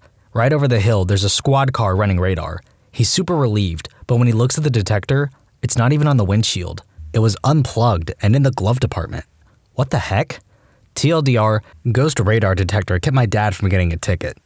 Posted this in a previous sub a while back, but I'll post it again as it fits here too. I had just turned 22 and my parents had sold their house and purchased a place out in the country. On the property, there was a big shed not far from the house that I decided to turn into my place. Now, I felt kind of uncomfortable in the shed, but sometimes my dog kept me company, so it wasn't so bad. Anyway, I had been in there maybe 2 weeks, and one night I'm on the computer, my dog asleep at my feet, and I need to pee, so I get up and go outside to pee. It's a beautiful, clear night, and the stars were incredible. Next thing I hear the shed door slam behind me. I turn immediately and try to open it, but it won't budge. Now, from the inside the shed, I can hear my dog start to growl, quietly at first, then louder. Now he's barking, and I'm panicking trying to get the door open. I must mention that I'm 6'5" and well-built, play sports, etc., but even ramming my full weight into the door won't open it, and I'm really panicking now as my dog's barks turn into whines, then whimpering, then silence, and with all my might, I slam into the door and it flies open. The light is off inside now, and it's pitch black. It won't turn back on, and I'm in complete darkness. Can't see my dog anywhere, and I stumble around trying to find a torch. Finally, I find it, and pick it up, and turn on my torch, and I wasn't prepared for what I'd see next. My dog had literally squashed itself into the furthest, darkest corner of the room, eyes closed and shaking violently. I immediately moved towards him, and as soon as I got within reach of him, he leapt at me into my arms and wouldn't move. I picked him up and swear I've never ran so fast in my goddamn life. I never stepped foot in that shed ever again, and my dog wouldn't even go near that part of the property. I don't know what happened in that shed that night, but I'll never forget it. Have a few, but this one stands out. I was catching a SkyTrain in one particular city about 15 minutes from where I get off. While I wait, there's a woman with glazed eyes asking people for money. She came up to me, stopped briefly, and asked, "Excuse me, could you spare some money? My brother is in the hospital and I'd like some money to buy him some flowers." That's rich, I thought. Drug addicts are getting more and more obvious with their lines. Here's $5. Gave it to her without even looking her in the face, convinced of her intentions. Anyways, my train pulls up and I get on. I look through the glass at her, walking around asking others for money as the train pulls away. The train arrives at the station 15 minutes later, and I walk down and out to the bus stop. There's only one bus the direction I'm going, and just my luck, it is there waiting when I get off the train. So on the bus, I hop and wait for the bus driver to finish reading his paper before the doors close and we embark down the highway. About 5 to 10 minutes traveling, the driver pulls over for a routine stop. The doors open, and to my complete astonishment, the woman from the SkyTrain walks into the bus, a dozen roses in hand. She looks me right in the eyes as she walks past to take her seat. How in the blue heck did she get there? I took the train before her. I watched her at the train stop from inside as we pulled away. I went over a river. I caught the first and only bus going this particular direction. And not only did she beat me there, she had time to go to a store and buy a dozen roses. To this day, I have no idea how this happened. A little backstory.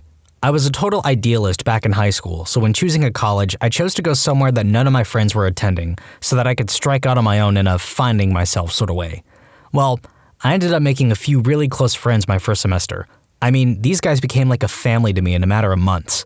One day during winter break, one of those guys, my buddy Kimbo, had gone back home to visit friends and family, and on his return trip to our college, he hit a bad patch of ice and got into a car accident and was killed. It hurt like a son of a gun for a long time, and I still think about him all the time. But anyways, a few weeks after Kimbo's accident, me and the rest of the guys were getting back from a party off campus, and as we were standing outside our dorm building smoking a cig, I felt my phone vibrating, and when I pulled it out, I saw that I was getting a call from Kimbo's phone. Dumbfounded, I showed my friends the phone quickly and then answered. When I picked up, it just went directly to his voicemail, which played the same message it always had.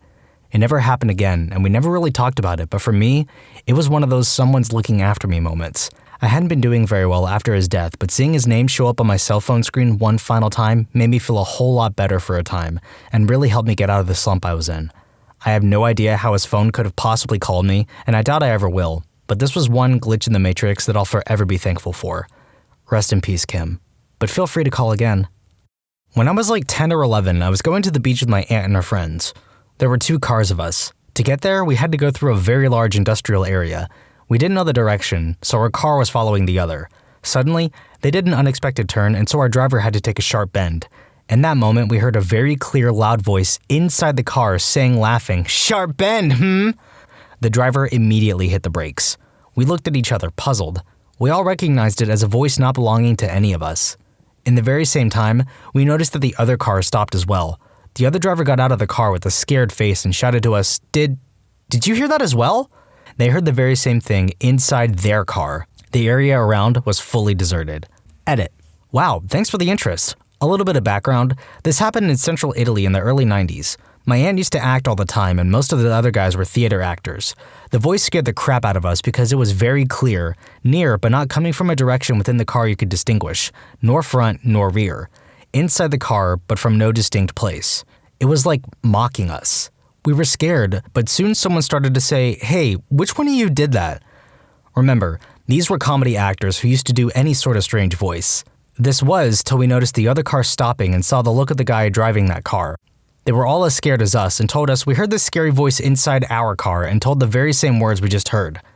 We were there, on a hot day, under the sun, in an area with large streets and absolutely nothing and no one around us. No cars, no people, no buildings. We never figured out what happened. One night, I had a dream about being in a car with my sister at the church we went to. For some reason, it started going out of control, so I jumped to the wheel and tried to keep us from dying. Later, I told my sister about the dream, and she had the exact same dream, but instead she was the one at the wheel and not me. About a year ago, I had a terrible nightmare. It started off me waking up in bed during a thunderstorm. As the room illuminated again and again from the flashes of lightning outside, I realized that the bed I was laying in wasn't mine. The head of the bed was against the wall the door was located on, and from my perspective, I couldn't tell if it was open or closed. That is, until I saw the face. At first, just the nose and jaw broke past the doorframe, but then an entire face slowly passed through the doorway. I tried to yell, "Who the heck are you? Where the heck am I?" But it felt like I had lost my voice. No matter how hard I tried to scream, nothing came out and this person continued to enter the room, looking dead ahead away from me. Then, just as the person was completely into the room, their head snapped towards me and it locked eyes with mine. I tried to get out of the bed, but felt completely paralyzed. The person started making their way to me, but with every step their body contorted in ways that would break a normal person's bones. Their necks snapped so the back of their head touched their back. Their jaw laid flat on their chest. Their arms had broken at the shoulders and migrated to their back like wings. Just terrifying things. And just before they reached me, I woke up. The next day I told my mom about it and went into a great deal about the room. Turns out it was almost an exact copy of my room when I was a baby. We moved out of that house when I was super young. I have no idea what the insides to any room look like. Just kinda weird, I guess. Edit. So I guess I have sleep paralysis. Cool. As I'm typing this, I already feel deja vu. I've always wanted to share this part of my life with someone, but have never been able to. So I'll just tell a bunch of people on the internet. One day I was walking to work and all of a sudden had an urge to walk a different path than usual. I work downtown in a big city. It was a strange spur-of-the-moment urge to walk a different way that changed my life forever. I turned into an alley I had never seen before. As I remember it, I made it about 15 feet or so when an actual glitch happened. Everything in my mind scrambled. I felt like I didn't have a body anymore, just that I was a semi-conscious entity floating through some weird dimension. All of a sudden, in the array of different colors and shapes, a vision came to me. It was a bunch of strange-looking people that in my mind resembled businessmen in suits. They looked startled and panicked that I could see them. One of the people made a quick movement and everything turned to black. When I regained normality, I was on a completely different street. It was the same street that I always used to walk to work. I felt sick and severely disturbed/depressed. I've never done any hard drugs, never experienced any hallucinations, never have had anything like this happen to me. The weird thing is, when the glitch was correcting itself and I could see those people watching me like a caged animal, I had the feeling that I knew I was being controlled. It still bothers me very much to this day. TLDR, had a moment of spontaneity, caused a real-life glitch, life has seemed different ever since. During a spinal tap procedure, I was put under. While under the anesthetics, I had what I can only explain as an out-of-body experience, seeing as how my viewpoint was from above my body, looking down on the procedure. I watched the whole thing and saw that the doctor knocked my Game Boy off the tabletop while walking by, batteries ejecting from the fall. One fell in sight and he picked it up, but the other was next to the front left wheel under the bed out of his view. But not mine. I woke up groggy and told him where my other battery was, and he was shocked when he found it there. To this day, it still weirds me out. When I was a teenager, I had two really intense dreams one night. The first one was about an online friend of mine calling me to say she'd broken up with a boyfriend, and I sang a few lines of Seal's Don't Cry to her over the phone. The second dream was finding a real-life friend's dead body floating in her bathtub. I didn't think anything of it up until I logged on that evening, and the online friend came online to tell me her boyfriend broke up with her. I immediately asked if I could call her, and she said no. I remember thinking that it meant something, like I could change it. Not long after, my phone rang, and it was the real-life friend from the dream calling me. I was completely freaked out at this point, but talked to her normally. She was just talking about school and things. Up until I realized I heard a splash in the background. I asked her, "Are you in the tub?" And when she said yes, I felt like my heart had stopped. I asked her, "What did you do?" She didn't answer me right away. And then after a very long pause, she told me she'd taken an entire bottle of pills and chased it with mushrooms and vodka. She'd gotten scared waiting for it to hit her, so she called me so she could hear someone's voice. I hung up and called 911. By the time they got there, she was unconscious but alive. Today, she's a mom to a beautiful little girl, and she's okay. About a year ago, my girlfriend and I went to eat dinner at Chipotle's. It's in a smallish shopping area with the burger joint and payway neighboring the Chipotle, one of those kind of upper-classy type shopping areas. We pulled into the parking lot in front of the establishments at around 5 p.m. on a Friday evening to find an empty parking lot. There were no tables outside, there were no cars in the parking spots, not a person in sight, and even the lights inside the buildings were off. Completely confused, I took the car in a sort of loop around the building in order to leave. The only thing of interest was a single fire truck parked alongside the building, headlights on but no emergency lights, and no one in the truck. It struck us a little odd. Maybe a fire in the building? As we pull around the backside of the building and then finish looping around, we drive past the front facade of the building. Except this time, every parking spot is full, tables are outside with patrons at them, food half eaten. There's people walking around, and the lights inside the buildings are all on. But the fire truck was gone. Mind you, it took less than 30 seconds to make a circle around the building. Easily one of the strangest things I've ever experienced. More Adjustment Bureau than Matrix glitchy. I've posted this before elsewhere, but here goes. Sorry, this is a long read. I'm from Finland, and that's also where these things I'm about to describe to you happened. This was some years ago, pre-smartphone GPS era. It was the end of the summer, and myself and two friends were on a camping trip way up in the north in Lapland. The mosquito season was over, and the weather was cooling down in anticipation of the coming fall. The three of us had packed food and gear for a 10-day trek. The car we arrived in had been left at the parking lot of a visitor center. This happened within the premises of the Urho-Kekkonen National Park, a 985 square mile stretch of wilderness near the Russian border. The terrain there varies greatly, from treeless and semi-mountainous to dense forest of spruce and pine and dwarf birch.